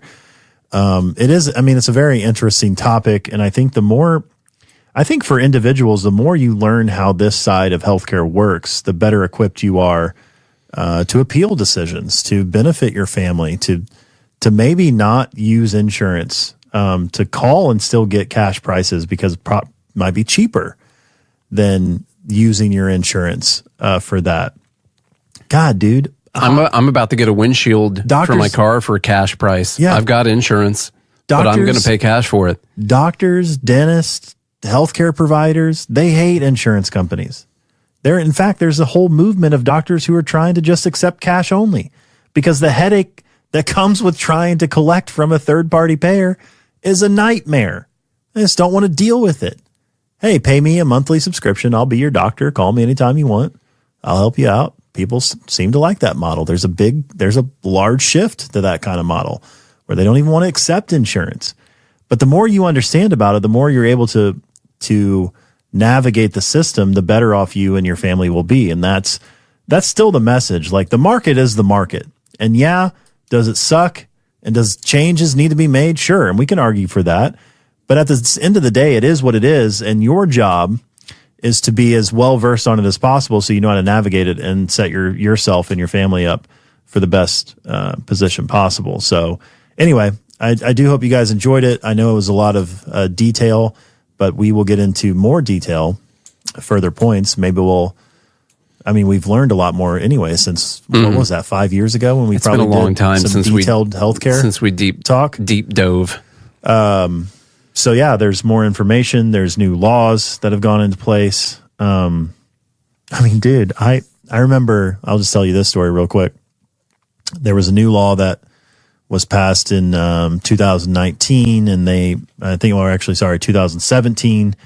And then all the compliance directors or people who are over compliance for healthcare facilities and things like that had to adhere to this new law and create all of this documentation to comply with this law by the end of 2023.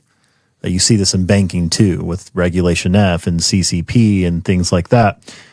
So I asked, there was a panel of CFOs, and I asked them, I said, what's it like to budget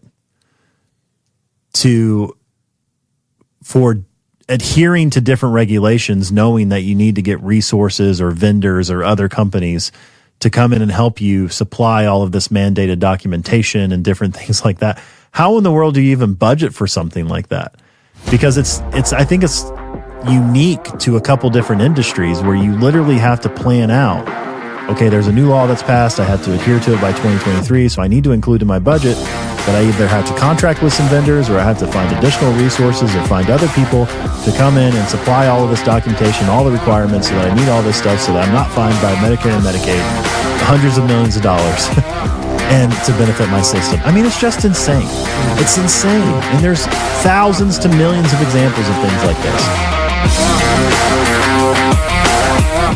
This hour of Free Talk Live is brought to you by Dash Digital Cash. Dash is the cryptocurrency designed to be used for spending. In addition to being one of the world's first cryptocurrencies, Dash was the first crypto project to have a decentralized autonomous organization that to this day continues to improve and promote Dash. Every month, 10% of the mining rewards go into a treasury. Anyone with one Dash to spend can put forward a proposal to the Dash masternodes. The masternodes vet the proposals and decide which ones move forward and are funded by that treasury. Nowadays, DAOs are plentiful, but Dash paved the way by doing it first, nearly a decade ago. Dash is one of the oldest cryptocurrencies and is widely available on exchanges, including the decentralized Maya protocol, and in multi-crypto wallets. It's easy to get and use Dash. Start by learning more at dash.org. Thanks to the Dash DAO for sending us 32 Dash per month to promote Dash on the air. Visit dash.org to learn about Dash. Dash.org.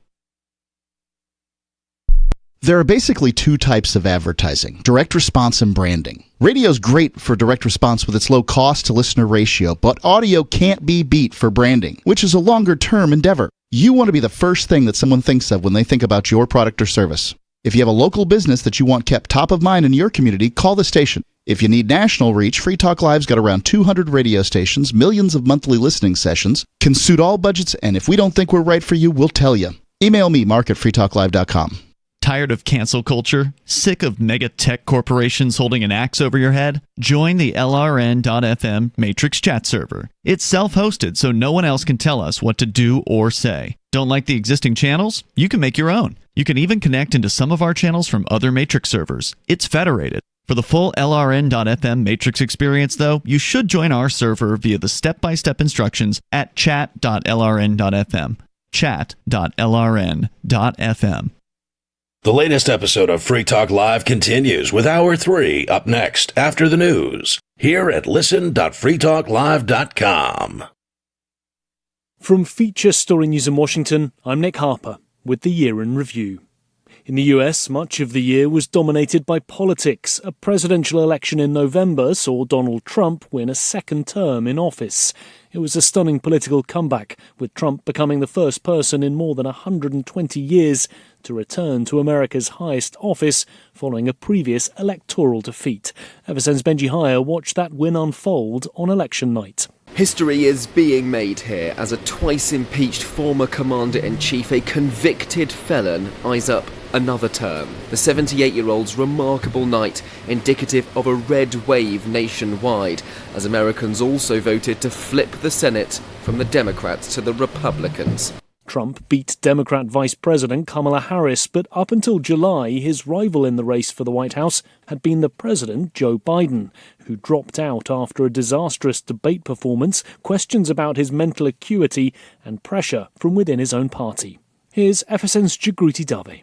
Former US President Barack Obama has issued a statement calling Joe Biden one of America's most consequential presidents, as well as a dear friend and partner. He added Biden's actions show he's also a patriot of the highest order.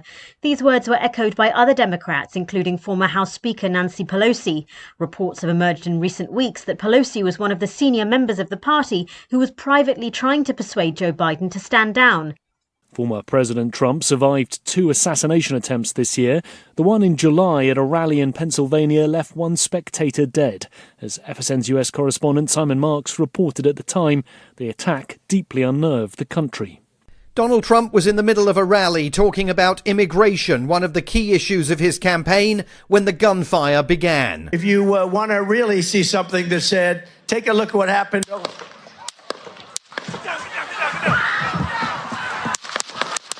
The former president clutched his ear and fell to the ground. Secret Service agents clambered onto the stage to tend to his wounds and protect him. When he got up, blood staining his cheek, he fist-pumped the air and mouthed the word fight to his supporters. President Biden reacted to the news about his rival at his home base in Delaware. The idea that there's political violence or violence in America like this is just unheard of. It's just not appropriate. And everybody must condemn it. The gunman was located outside the Trump rally's security perimeter, perched on the roof of a structure overlooking the event with a direct line of fire at the former president. It took onlookers to inform the Secret Service about the attacker's presence, and there are enormous questions for Secret Service officials about why the rooftop location was not locked down and secured.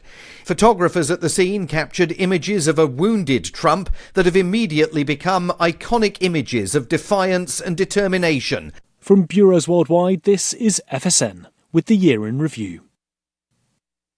The Israel-Hamas conflict intensified this year in Gaza, while Israel also carried out strikes against Hezbollah in Lebanon. Israeli forces killed Hamas leader Yahya Sinwar, the architect of the October 7, 2023 attack, and assassinated the group's political leader Ismail Haniyeh in Iran, as FSN's Asia correspondent Neha Punier reported. Ismail Haniyeh was reportedly killed in Tehran as per Iran and Hamas. Hamas says he was killed along with a bodyguard in what it described as an Israeli raid on his residence. Haniyeh was reportedly in Tehran to attend the inauguration of Iran's new president. Iran is a close ally of the Palestinian militant group. In other global news, Syria's Bashar al-Assad's regime was toppled in December, ending 50 years of his family's rule. Kremlin critic Alexei Navalny died in a Siberian prison, while in August the US and Russia carried out its largest prisoner exchange since the Cold War. 3 Americans were released, including Wall Street Journal reporter Evan Gershkovich and US Marine veteran Paul Wieland, as FSN's Daria Bundarchuk reported from Moscow. Moscow handed over 16 foreign and Russian nationals accused of espionage and other actions it qualified as undermining the country's security. Many of them are journalists and activists. They were pardoned by Putin's secret decrees in the last days of July. Among the released prisoners are Americans Evan Gershkovich, Paul Whelan, and other foreign citizens Rico Krieger, Dmitry Voronin, Patrick Sherbel, and Herman Mojis. The Kremlin also released prominent Russian political activists. In exchange, Moscow received Russian citizens jailed over spying and fraud, in particular Vadim Krasikov, dubbed the FSB killer. Daria Bondarchuk, Moscow. And that was the year in review. That's Feature Story News. Nick Harper reporting. A report finds it's not okay to just start talking to people you don't know, and a monstrosity is created in the Frito-Lay laboratory. This is the Onion Week in Review. Local newborn Nathan Jameson surprised the world earlier this morning by irrevocably losing all faith in humanity after just 6 days. Though he's not yet developed the capacity for speech, spokespeople for the 6-day-old baby have confirmed he already knows that humans cannot be trusted and that most people lack self-awareness about their own destructive tendencies. While most people need around 30 or 40 years to truly understand that the vast majority of humanity is shallow and irredeemable, baby Nathan's convinced that he has seen all that he needs to see.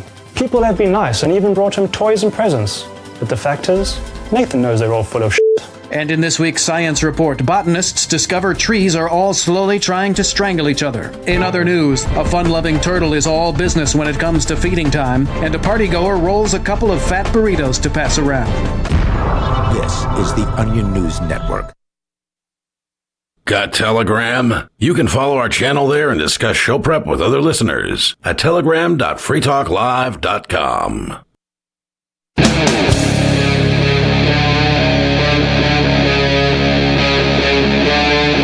Free Talk Live.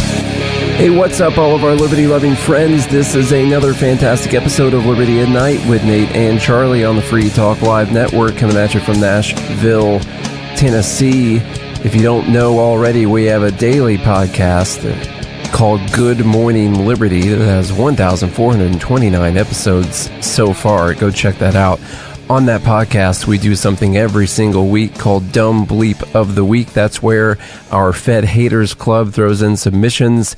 We round them all up into about 10 options for people. We present them to everyone, and then the Fed Haters Club votes on those dumb things. Speaking of Joe Biden, dumb bleep number 1 is the pardon that began our week. The first one is this headline from Politico that says, Republicans pounce on Biden pardoning his son, Hunter.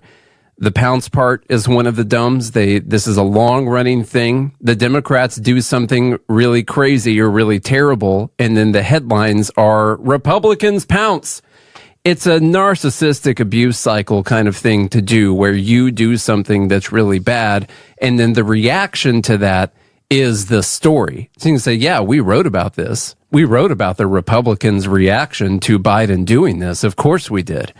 And not so much about the thing itself. And then Republicans say Biden is a liar. Yeah, that's the after he pardons his son. Well, he is. Liars in quotes. And Republicans, see, Politico can't post an article saying Biden is a liar. He said he wasn't going to pardon his son. They can't do that. The story has to be Republicans say Biden is a liar for pardoning Hunter. I don't know how many times did he say he wasn't going to pardon Hunter. And then he pardoned Hunter. And not only him, his press secretary, spokesman for the White House. But of course, they've done a good job making excuses for this. First off, they didn't know Trump was going to win. And then they didn't know Trump was going to appoint someone like Kash Patel, who's clearly going to just go after Trump's political opponents. And so they're just doing what they have to do because the incoming fascist administration is going to be going after people. And that's the only reason they have to do all these things. Yeah. More on that coming up. We've got a few things in here like Jamie Raskins. Some of the Democrats are defending this, by the way. Let's see. Jamie Raskin, one of the impeachment managers against Trump, told CNN earlier in the day that any possibility of a pardon for Hunter Biden could be rooted in taking issue with the case itself. There is a defense called selective prosecution. If you can show the government has a set of cases that all look alike, but they pick one person out to prosecute based on, say, a political animus towards the person, which essentially is the claim that Donald Trump has been making. Yes, just so you know. Raskin made the argument that Hunter was a political prosecution, selective prosecution. Mm-hmm.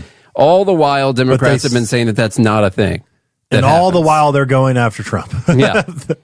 Anna Navarro says that, now what's great here is I think she just typed into Chat GPT, like, okay, who else has been pardoned? Because she said Woodrow Wilson pardoned his brother-in-law, Hunter DeButz.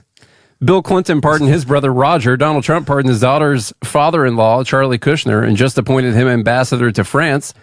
But tell me again how Joe Biden is setting precedent. Laughing emoji, crime face laughing emoji. Thing is, Woodrow Wilson didn't pardon anyone named Hunter DeButz. There is a person named that was alive during the time of Woodrow Wilson, but you could look up members of Woodrow Wilson's family. I did like this comment that said, Hunter DeButz did nothing wrong.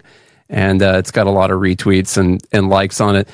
I did want to point out Joe Biden setting precedent. This was an 11-year pardon, and that is sort of setting precedent. The closest thing they can come up with is the pardon of Nixon, and that wasn't even an 11-year pardon. By the way, the White House is currently weighing preemptive pardons for all of Trump's potential targets. Meaning like all of them. People like Liz Cheney, of course. He wants to put her in front of a firing squad. We got Mark Milley. We've got Dr. Fauci. Shifty Shift. Adam Schiff, who lied repeatedly about all this evidence against Trump and the Russia thing. Just a lot of people like that. Now, why would Trump have any motivation to go after anyone? Because he's a fascist. That's why. That's the only, because he's against democracy. God. That's the only answer. You see, one thing that can't happen for people on the left is if Trump becomes the president and then doesn't do a bunch of fascist stuff, or doesn't destroy democracy, or doesn't jail a bunch of his political opponents. Okay, that's one thing that absolutely can't happen from their point of view. And so to protect that, one thing they might do is go ahead and pardon all of those people so they can say, well, look what he would have done if we wouldn't have pardoned all of those people. Narcissists are really good at getting ahead of the curve. Yeah, I know. Narcissists are always good at that. They're always planning, always manipulating. How about a quick one here? Canada bans more types of firearms and proposes donating the guns to Ukraine. They're outlawing another 324 firearm varieties. Jesus. Guns, which they've already outlawed like 2,000 different ones since 2020, I believe. Guns that public safety minister says belong on the battlefield, not in the hands of hunters or sport shooters. Honestly, this announcement is proof that these guns belong in the hands of the Canadians, and it's to go after people like this. I said it. Let's go to this. Today, the government is adding a further 324 unique makes and models of assault-style firearms to the list of prohibited firearms in Canada. This prohibition takes effect immediately. This means these firearms can no longer be legally used, sold, or imported in Canada, and can only be transferred or transported under extremely limited circumstances. As part of that process, the government of Canada has committed to the Ukrainian government to identify whether some of these guns could be donated to support the fight for democracy in Ukraine. That last statement there. We're going to take guns from our citizens and then give them to you so that you can fight for our freedom. Democracy is going to confiscate guns from our citizens and give them to this country, the people in that country, so they can fight for democracy. That's so ridiculous. Oh my God, I love it. It's so good. Now- These people make it too easy. All right, quickly for Dumb Bleat number 3, I want to make fun of the media, and this time Newsweek. Just a real funny, dumb thing, just really fast. They're talking about Kash Patel, and they cite Kash Patel's dad, Dr. Parik Patel, father of the FBI director nominee Kash Patel. The problem is that's not his dad. It's a fake account that just says a bunch of dumb stuff all the time. But they actually cited a tweet in a news story from Newsweek. This is how good your journalists are. Talking about Kash Patel. Going after, they're talking about the pardon of Hunter Biden, of course, and Kash is one of these people that would have gone after Hunter Biden, and now he can't. And so they cite this parody account that mainly talks about crypto all the time. But after Kash Patel was nominated, he just started talking about his son, Kash Patel. So it's really good. He says, "Thank you, Newsweek, for amplifying my message. Hunter Biden was pardoned just in time before my son Cashew could prosecute him for his crimes." He also has said other great articles linked to his website if you want to go read from Dr. Parik Patel. I mean, it looks real. Just look through the photos and stuff on here. Yeah. It's just his face crudely pasted over the top of other people's faces. And then this was my favorite. He's congratulating his son. Okay, and this is a typical thing. He said, "From directing my motel to becoming director of the FBI, heart, so proud of my son, Cash Yap."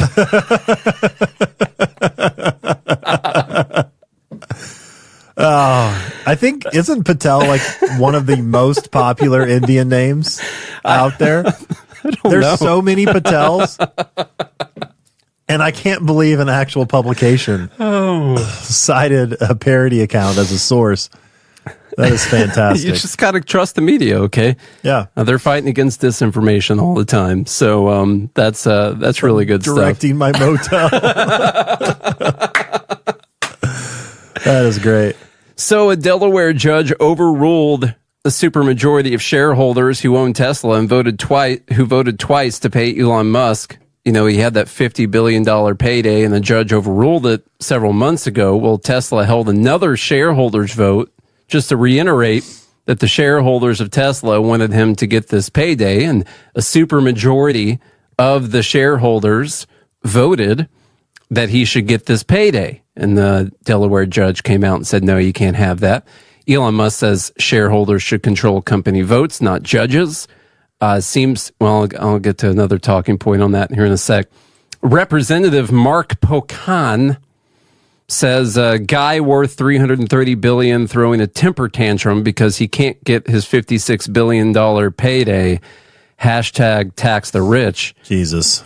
Well, there's a couple things on top of that. First off, that $330 billion counts the $56 billion payday that he can't have. So that's, you know, you're already using fuzzy math. By the way, the $56 billion is now worth about $100 billion, actually, because of how much Tesla's gone up. And so actually...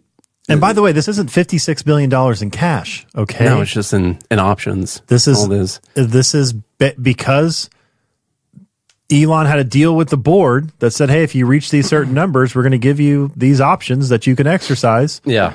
And he's trying to exercise those options. What's funny is they set up basically a framework that no one thought he was going to hit.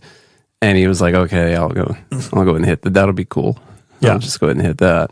And so he hit that along with probably a lot of other things. But on top of that, I want to mention the shareholders should control company votes. You know, the crazy thing about publicly traded stocks is that you'd think socialist type people would be in favor of shareholders who are part owners in the democratically company voting, which is a democratic process for the company to do a thing. But since those shareholders, the people, you just hold a share and you get an email saying, hey, do you want to vote in this thing? I voted in the thing, you know? And, well, you probably voted against this greedy billionaire. Greedy, terrible stuff. Yeah. They should get rid of Musk. He's been terrible for the company. They've been way better off without him. But what's the weird thing? Like, this is actually pretty democratic, the way that shareholders can hold votes and decide things that they're going to do, you know? And it's pretty wild that you can be a part owner in a company. Tesla's trading like $360 something. Like, if you want to be a part owner of if you want to partly own the means of production with a bunch of other people, just kick in a little bit of money. You could know? be an entrepreneur. I know. In fact, a bunch of people who work for Tesla get Tesla shares, and they end up owning a share of those means of production. So, kind of a weird thing where that, I don't know, for some reason they don't accept that. I guess because I know what it is. Some people get really, really rich because they have more shares than other people, and they don't like it when people get rich. That's actually what it is. They'd rather us all be poor. They would rather CEOs of these large companies be executed in the streets. We'll talk about that. Don't worry, it's in here. We did have this video from Kyle Kulinski, who was just a terrible, insufferable human being. Super fag. He was just no, that hair looks great. What are you talking about? Talking about Elon Musk, and just while we're on that, I get it. Like, all of a sudden you don't like Elon Musk, but this trend of talking about how stupid Elon Musk is or how low IQ Elon Musk is a thing that people on the left are doing, like just calling him dumb. The Destiny started. Destiny was doing that, and they'll point out like how weird he is, or how awkward he is, or how he says stuff, and never mention the fact that he's autistic. Yeah. Like, they won't mention that. They'll just say like, oh, this guy, he behaves like a child, And I'm like, dude's autistic. He's literally on the spectrum. Like, why aren't we celebrating this? It's wild. The guy's a joke, right? He really is a joke. Language. The more I hear him talk, I'm astonished at how dumb Elon Musk is. I thought the argument that was most convincing is like, he's a weird guy, he's an eccentric guy, but look at what he did with SpaceX and Starlink and all these companies. He's got to be somewhat intelligent. The more I hear him talk, the more I'm like, holy f***, this dude is like a 14-year-old 4channer who is genuinely idiotic and tripped over his dick and became successful, right? That's what success follows idiotic people. That's what it is. In fact, I think we all just got the layout. We got the blueprint. We all need to try tripping over our dicks and see if we can become the richest person in the world. I think it's a pretty good plan. That's actually probably this guy's understanding of wealth. He was like, well, I guess that means Elon tripped over his dick and mine. I can't find it, and so I'm not able to trip over it, so I can be wealthy. Fed Haters Club says PayPal, Tesla, SpaceX, Boring Company, all by chance. There's a trend. Seems all by chance. All just random dick tripping. That's all that happened. The luckiest dick tripper we've ever seen in American history. How about Somebody that? said they didn't know he was autistic. So Elon has come out and said that he has Asperger's. So did that drop off the spectrum, actually? Did they change that? No, it's just included in the spectrum now. They don't delineate Asperger's as something separate. Gotcha. You're just on what the it spectrum. was. Yeah. Okay. I would have to say, like, if Asperger's was still a diagnosis, that would probably be closer to what Parker would be diagnosed with. Mm-hmm. Parker's Charlie's son, by the way, for people who don't know that. Yeah. Mm-hmm. But it is now just considered part of the ASD, autism spectrum disorder. So he is, he's on that. Let's make fun of this misinformation expert from Stanford, Jeff Hancock, real quick. Go ahead, Charlie, read this tweet. All right, from the quote, "You couldn't make this stuff up" file, a quote misinformation expert at Stanford, Jeff Hancock, billed the state of Minnesota $600 an hour to prepare an expert declaration on the dangers of AI-generated content. He swore under penalty of perjury that everything stated in the declaration was true and correct. But after it was discovered the declaration contained fabricated sources, he was forced to admit he had relied on AI to write the declaration. Misinformation experts continue to prove themselves to be some of the least trustworthy people on the planet. I saw he was just doing an experiment to show you the dangers. That was the point. That was the whole point. The whole point right there, except for he did swear that everything in there was factual and true. And he did reiterate his billing of $600 an hour. And, this grift is still going right now. This misinformation grift is going. I'm hoping that a lot of this changes. I don't know if it will. I'm hoping a lot of this changes in the next few years. Listen to that Mike Benz interview on Joe Rogan. Good God. The structure, the entire ecosystem that has been set up for all these people trying to control speech in order to help whatever the establishment or the government is just wild. And it is clear that the government has found every way to control speech without breaking the law, like paying for other organizations who fight to control speech also, because they can't do it. Here's the other thing. How are we missing out on these government contracts? We got to get some government contracts. How can I not be charging $600 an hour to supply some information? I know. Jesus try to Christ. do that. We got to try and figure out what that is. How do you market yourself as someone who's some kind of expert? I like what Fat Mac says here in the live group. No such thing as misinformation. That's misinformation. That's actually, I would say that's true. There's such thing as called free speech. Now you can prove it to be false. Mm-hmm. You can say, hey, that, you could be wrong. Yeah, you could be wrong, but it's not a misinformation. How about Dumb Bleep number 6? I want to make sure we have time for this. Will be a long one, and we have a couple other long ones. This is all tied. We're just going to call, actually, I don't know what to call this one. We'll call this one gay. Northwestern Ontario town has been fined $10,000 for refusing to celebrate Pride Month. That's good. An Ontario town that Canada seems to be on one lately. Canada, freaking Canada.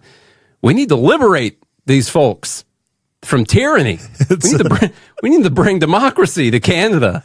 Let's donate our guns to Canada.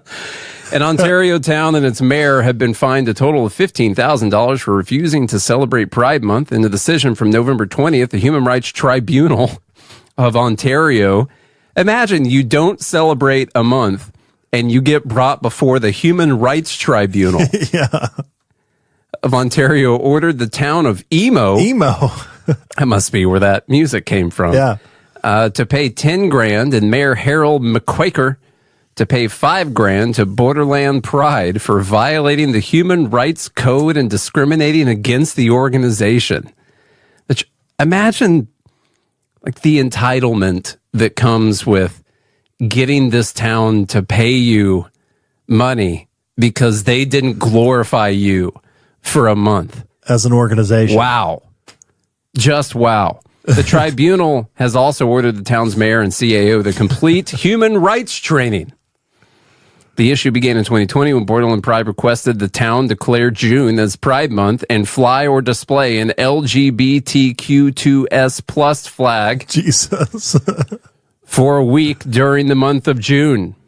Borderland Pride's proclamation was brought forward at a May 2020 council meeting by No One Cares. I wouldn't pay it. And they decided not to do it.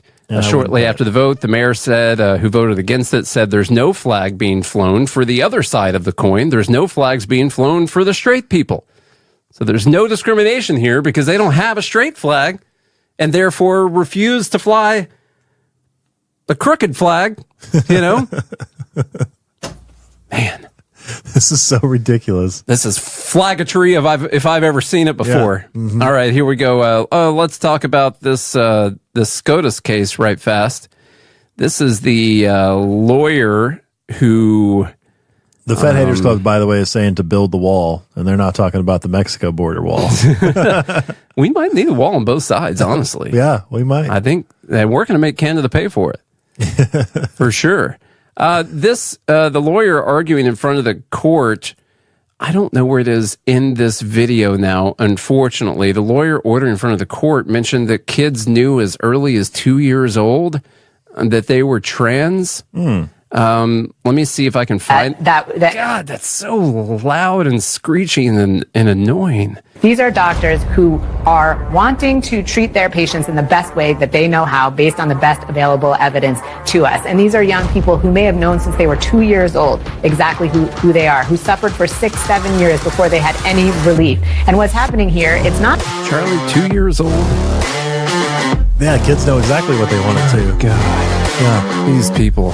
I know what Fat you're Haters thinking. Club is saying that they're going to go out on a limb and say that this guy was not born with a alternative theory, this guy just sucked on a helium balloon right before him. And that is what your voice sounds like. Those are the only plausible, that's the only explanation I can actually come up with. If you live in Williamsburg, chances are good you've seen them. Giant piles of beard hair rotting in the streets. Don't worry, it just means hipster molting season is here again. Experts say the husks of dead beards don't pose a threat to public safety and are just part of the natural life cycle of these strange organisms. Once a year, all at the same time, every 20-something urban male sheds his ironic beard to make room for larger, more fanciful facial hair. They need the beards. They're a tough exoskeleton that protects these young people from the non-whimsical realities of life. The U.S. Fish and Wildlife Service says it's the largest molting season on record. In Brooklyn, sanitation crews are working overtime to clean up the loose whiskers the exuviating males have left behind. The affected youth's molting season comes right before their mating season, when the males use their lush beards to impress the local hordes of burlesque females. This is the Onion News Network. From Feature Story News in Washington, I'm Nick Harper with the Year in Review. In the US, much of the year was dominated by politics. A presidential election in November saw Donald Trump win a second term in office. It was a stunning political comeback, with Trump becoming the first person in more than 120 years to return to America's highest office following a previous electoral defeat. Ever since Benji Hire watched that win unfold on election night. History is being made here as a twice-impeached former commander-in-chief, a convicted felon, eyes up another term. The 78-year-old's remarkable night, indicative of a red wave nationwide, as Americans also voted to flip the Senate from the Democrats to the Republicans. Trump beat Democrat Vice President Kamala Harris, but up until July, his rival in the race for the White House had been the President, Joe Biden, who dropped out after a disastrous debate performance, questions about his mental acuity, and pressure from within his own party. Here's FSN's Jagruti Dave. Former US President Barack Obama has issued a statement calling Joe Biden one of America's most consequential presidents, as well as a dear friend and partner. He added Biden's actions show he's also a patriot of the highest order. These words were echoed by other Democrats, including former House Speaker Nancy Pelosi. Reports have emerged in recent weeks that Pelosi was one of the senior members of the party who was privately trying to persuade Joe Biden to stand down.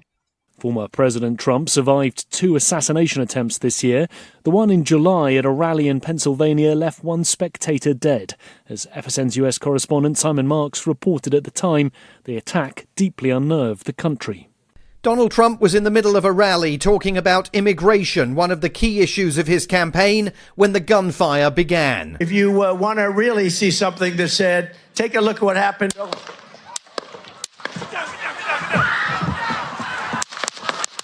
The former president clutched his ear and fell to the ground. Secret Service agents clambered onto the stage to tend to his wounds and protect him. When he got up, blood staining his cheek, he fist-pumped the air and mouthed the word fight to his supporters. President Biden reacted to the news about his rival at his home base in Delaware. The idea that there's political violence or violence in America like this is just unheard of. It's just not appropriate.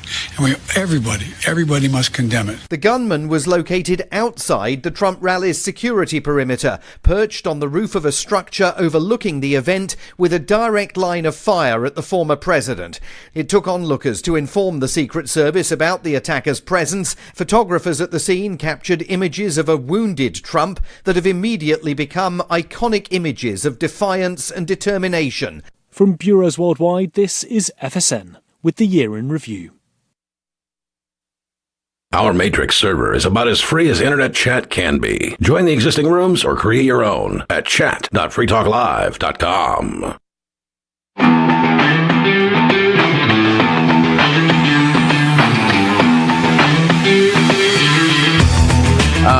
Let's see here. Sotomayor made of course, the left-leaning judges are in favor of Mutilating kids. Yeah, I guess of mutilating kids. They want to strike down the Tennessee law, and the right-leaning judges don't want to strike down that law.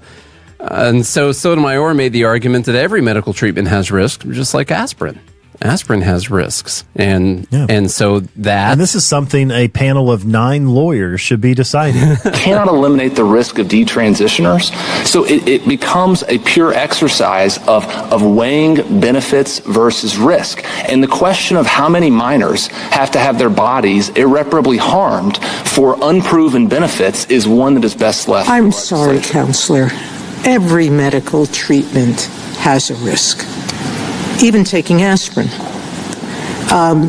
There is always going to be a percentage of the population under any medical treatment that's going to suffer a harm. So the question in my mind is not... You know what? I think she's right. We should just voluntarily give kids chemo if they feel like they have cancer. Yeah. You know? Mm-hmm. Every medical treatment has risks, just like aspirin. Yeah, if they're feeling depressed, give them alcohol. Great argument. Give them that drug. Oh, God. Jeez. All right. Another good point. Apparently, according to the government, there's no risk with the COVID vaccine, though. So that we do have one medical treatment. One treatment. We found it. No risk. Risk-free. Only benefits. The thing is with those medical treatments, like you are actually treating a medical ailment, like a physical thing wrong with your body. You know? You're talking about creating physical problems with a child's body based on something that might be wrong in their brain or just a phase that they're going through or whatever. You're electively, voluntarily getting them into this risk based on a mental state that they're in. And so you're attacking their body. God, and I hate when judges speak with that condescending tone. I'm sorry, counselor. If I was like Brett Kavanaugh sitting on the bench next to her or something, I would have been like, I'm sorry, Justice Sotomayor. Are you kidding me? You're telling me this is the same risk as taking an aspirin? Like, how do you keep your mouth shut when someone's making a stupid point like that? I don't know. But let's move on to the one that you sent in earlier, Charlie. All right. I just want everyone to know it's a historic day. So we've come a long way in women's rights. Mm-hmm. And just so you know, in a first, a transgender woman wins Model of the Year. That's awesome. I'm happy. Alex Consani is a star on TikTok and on the runway. In her speech at the Fashion Awards in London, she acknowledged the struggles of other pioneers. So a dude that transitioned into a woman won the Women's Model of the Year. Yeah. Yeah. So there we go. I did want to point out, though, the New York Times did let me know that this is troubling.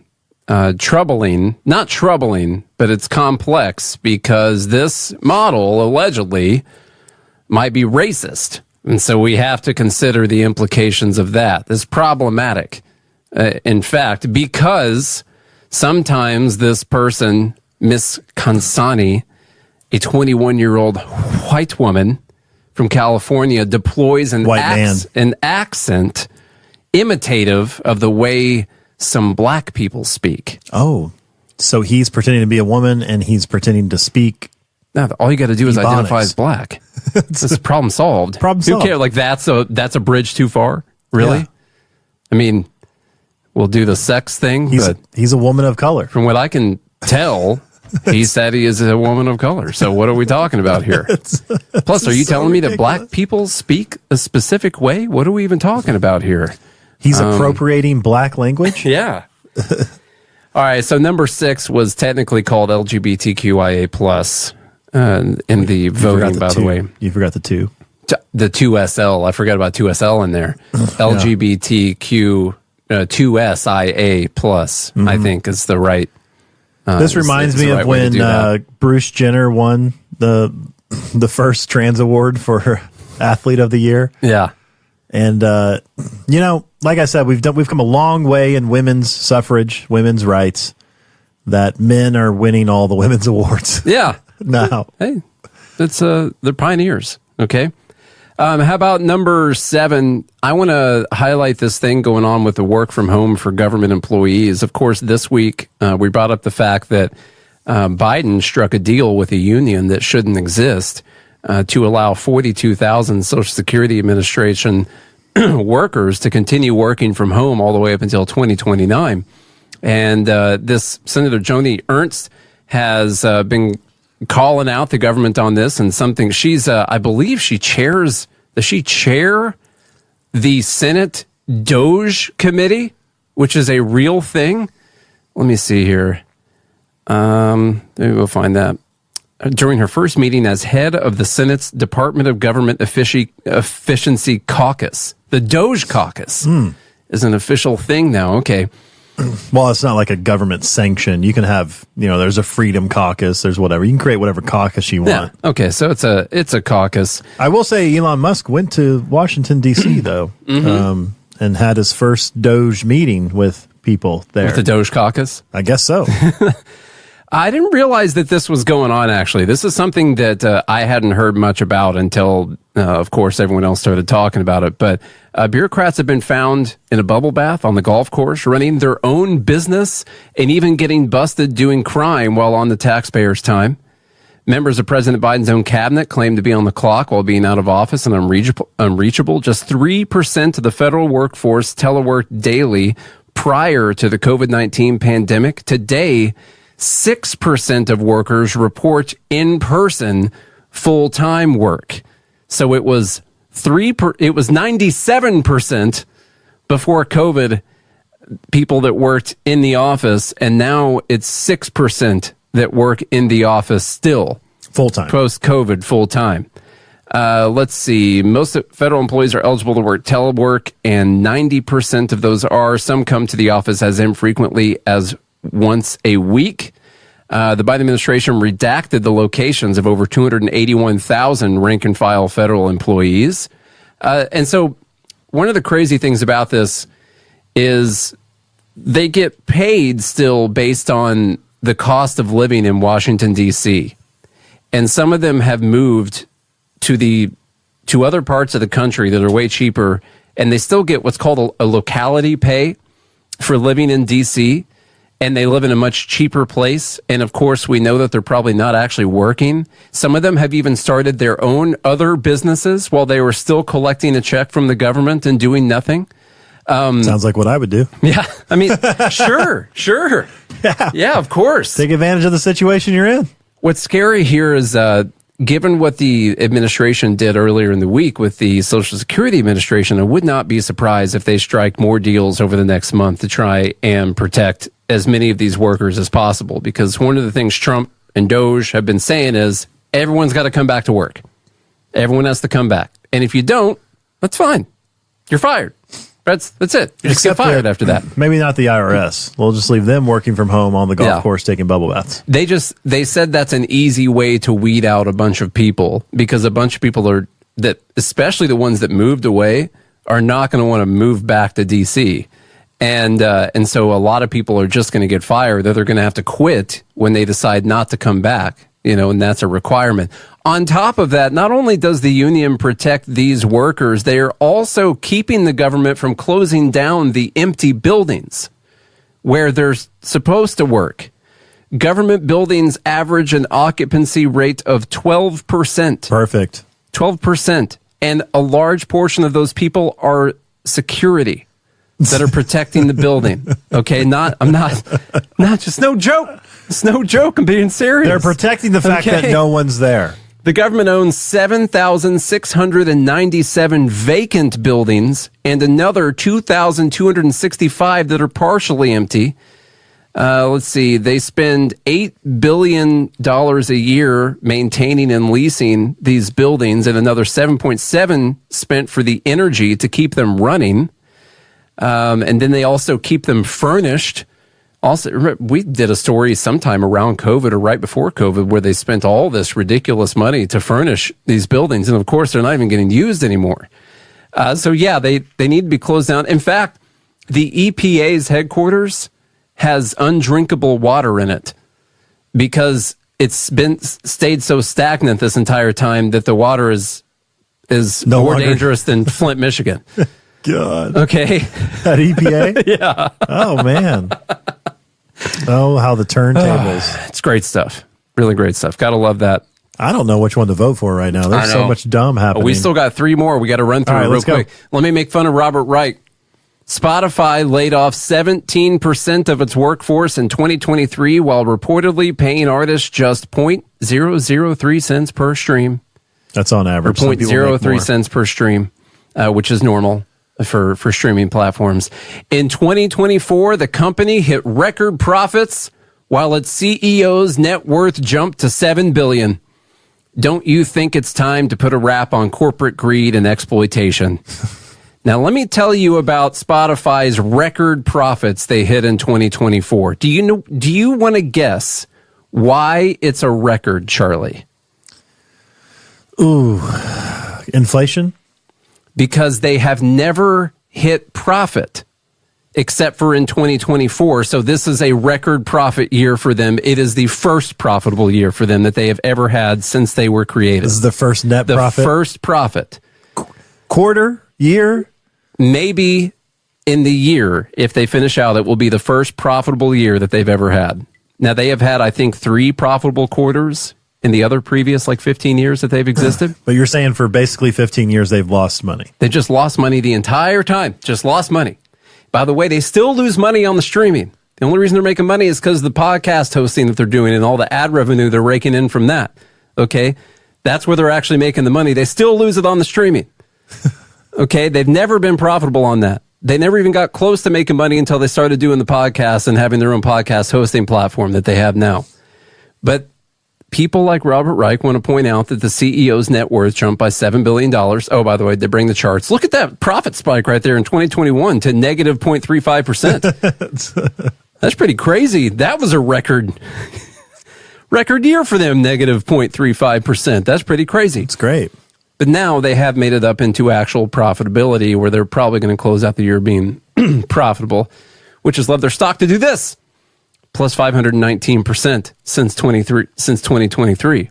And yes, their CEO's net worth has jumped by $7 billion because he owns shares. He owns shares of the company. Yeah. Yes. It was pretty great that they had the whole Joe Rogan controversy and then they went up 500%. Spotify's dead. Cancel Joe Rogan. Cancel it. Cancel Spotify. Wow. Okay. How about CEOs that get gunned down in the street? All right, this is from Professor Zinkus. He said, today we mourn the death of United Healthcare CEO Brian Thompson, gunned down. Wait, I'm sorry. Today we mourn the deaths of the 68,000 Americans who needlessly die each year so that insurance company execs like Brian Thompson can become multi-millionaires. All right, so that got 5 million views. I got 11,000 retweets right there, 93,000 likes, 5 million views. By the way, we did an extensive healthcare episode yesterday, but just barely scratched the surface. So if you're interested in that kind of thing, go check it out. Yeah, and also I just tweeted basically a rundown of some of the points on Obamacare that we went through yesterday. If you want to go find that tweet, it's our most recent one. Retweet that, hit like, something like that. That would be good. Get that information out in front of people. One thing I want to point out is this thing, 68,000 people die so they can make money. It's an arbitrary line that they've drawn because I bet even if those 68,000 people were saved, don't you think that there are still more people who could be saved if even more things would be provided to them by other people? Mm-hmm. So then you get to those people. How many people end up dying if we just took away all the money from all the rich people? That this many people wouldn't die. And so as long as anyone is ever dying of something that is treatable, well, then this capitalist system must be taken down. But unfortunately, it's not even a capitalist system. It's a fascist system is what it is. It's been a fascist system for quite some time when it comes to healthcare. All roads lead to fascism. They do. That's, by the way, when you're still allowed private ownership, but the government controls it, which is what we have in the health insurance industry and the healthcare industry itself. Professor Zinkus, by the way, is a professor at Columbia. He's a TEDx speaker, he's a trauma expert, and he's anti-violence. Just so you know. Yeah. He's a commie. It says the working class is under no obligation to mourn the deaths of those who are actively trying to kill them. The way that you're actively trying to kill someone is not paying for someone else to whatever. I don't know if I can wrap my head around the whole thing. Power to the People says, are the folks who are upset over the death of the health insurance CEO also upset over thousands of Americans who die each year due to lack of health care? If not, it's clear you care more about the life of a person at the top of the system than all the lives they destroyed. This person is a hammer and sickle in their profile photo. That's cool. They, them might be giants, hammer and sickle, says the important thing about the assassination of the United Healthcare CEO is that no people were hurt. And then first reply to this says, this is a huge day and victory for the left. Whoever did this is a hero and must be protected if he is ever found. And I went over this yesterday. Look, I understand people's frustrations. We did a deep dive yesterday on the absolute atrocious system, healthcare system that we currently have. But it's not United's fault. It's not Brian Thompson's fault that it is the way that it is. You know, it's not his doing. He's operating in a market that is largely propped up and held up in the way in which it is because of government. Yeah, the system they've set up, like we explained yesterday, has taken away almost every avenue for them to make profit with a normal business model for an insurance company. The ACA has destroyed that. And they even threw price controls on top of it in the ACA. And what do you get with price controls? You get shortages with price controls. But you can't have more expensive. But you can't have normal shortages with insurance because they're mandated to cover everyone. And so what happens? They cover everyone, but then they find every possible way they can to not actually cover everyone that they're covering. So what you're actually getting are price controls leading to shortages, but they must give everyone the insurance. So the shortages are occurring in other ways. They're occurring through claim denials. That's the way that they're shortageizing people. Yeah. Okay. Which is a technical term. So just so you know, let's just get rid of all insurance companies. That was an argument that was told to me yesterday. Let's just outlaw for-profit insurance. No, I'm talking outlaw insurance in general. Yes. Well, just make pay that out argument. We'll just go back to people paying out of pocket. It's a great idea. Then you don't have to deal with CEOs like this. You know? Yeah, it's a great idea. Great. Let's see. This one says, can anyone explain to me why regular Americans with no actual capital feel the constant need to defend capitalism? My response to this was, I don't have anything stupid to say, but I still defend your right to say stupid things. That was the first thing I could come up with. You defend it if you have no actual capital. First off, you have your human capital. You got yourself, which is a value, okay? You defend it because it's the right thing and that people have property rights. And even if someone has way more than you do or they have a lot of capital, that's their right to do that. And it's the only moral system that exists. If you got a more moral system than that, let me know. But that's why you defend it. That's why we defend it. That's why I defend this against people being happy about the CEO or even apathetic about the CEO getting killed, is because I know what this leads to. It leads to the kulaks. That's what it actually leads to. And you can Google that if you want to. We don't have enough time to go through it. It leads to the middle class becoming the bourgeoisie, by the way. So we legitimately only have 6 more minutes, and we have a hard stop, like a very hard stop, just so you guys know. You heard a lot of our comments about this yesterday, but then we'll move on to Dumbly. Yeah, see, I had a bunch of others. So there's a whole thread of memes here. Make capitalists afraid again, and it's a picture of the shooter. I mean, this is what this leads to. If you don't defend the worst among us, that's where you go. And then this reminds me of the CEO of Starbucks who was being grilled by Congress, and he said, look, I grew up in federal housing. Yeah. My parents never owned a home.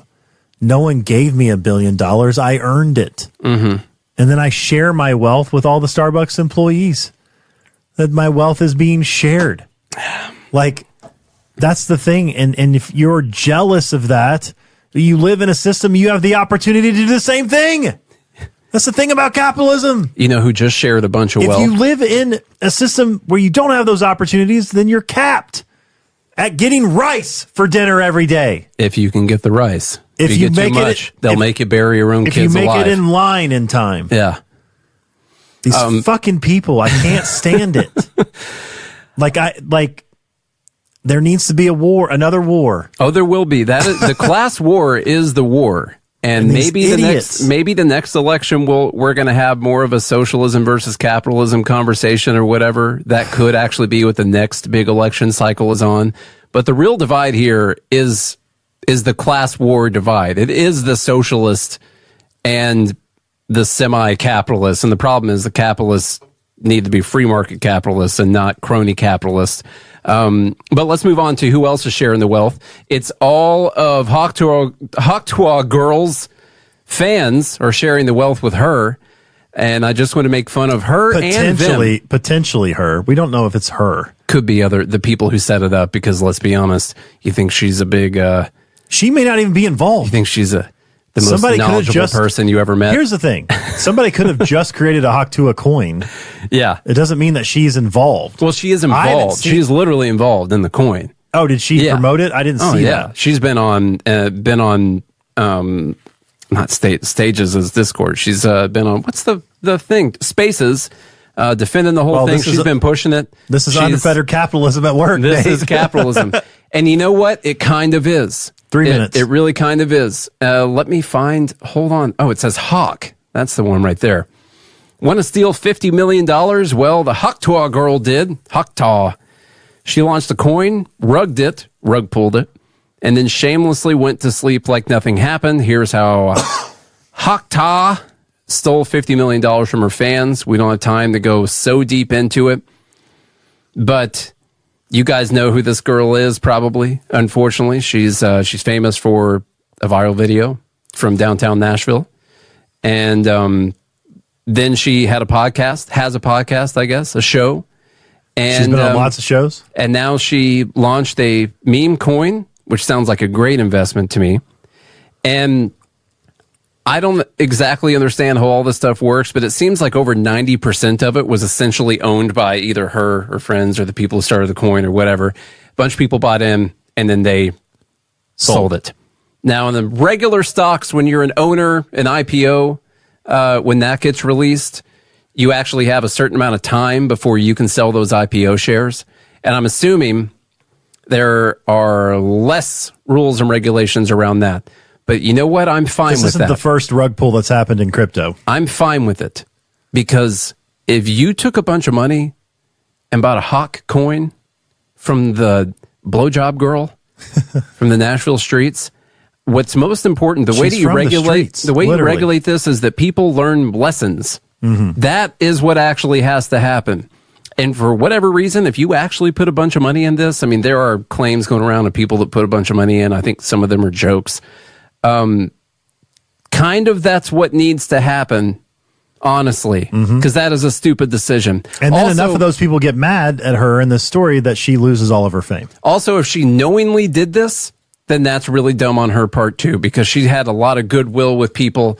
Funny video goes around, viral video goes around. She's got a stupid podcast. I don't know what she even talks about on it. And, you know, she's got fans. She's actually become an actual celebrity that people might listen to, and she might have a good career doing that.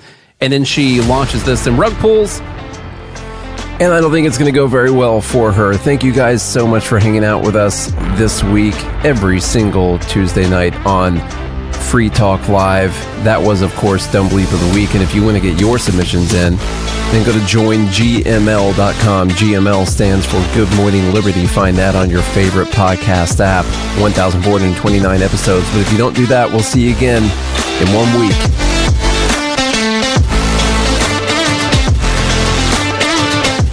Don't worry about things you can't control. Isn't that what they always say? But it's about impossible to avoid worrying about what's going on these days. The government has used the war on guns, the war on drugs, and the war on terrorism to tear our Bill of Rights to shreds. But you can fight back. The 10th Amendment Center has proven it, racking up major victories. For example, when the U.S. government claimed authority in the NDAA to have the military kidnap and detain Americans without trial, the nullifiers got a law passed in California, declaring the state's refusal to ever participate in any such thing. Their latest project is offnow.org, nullifying the National Security Agency. They've already gotten model legislation introduced in California, Arizona, Oklahoma, Missouri, and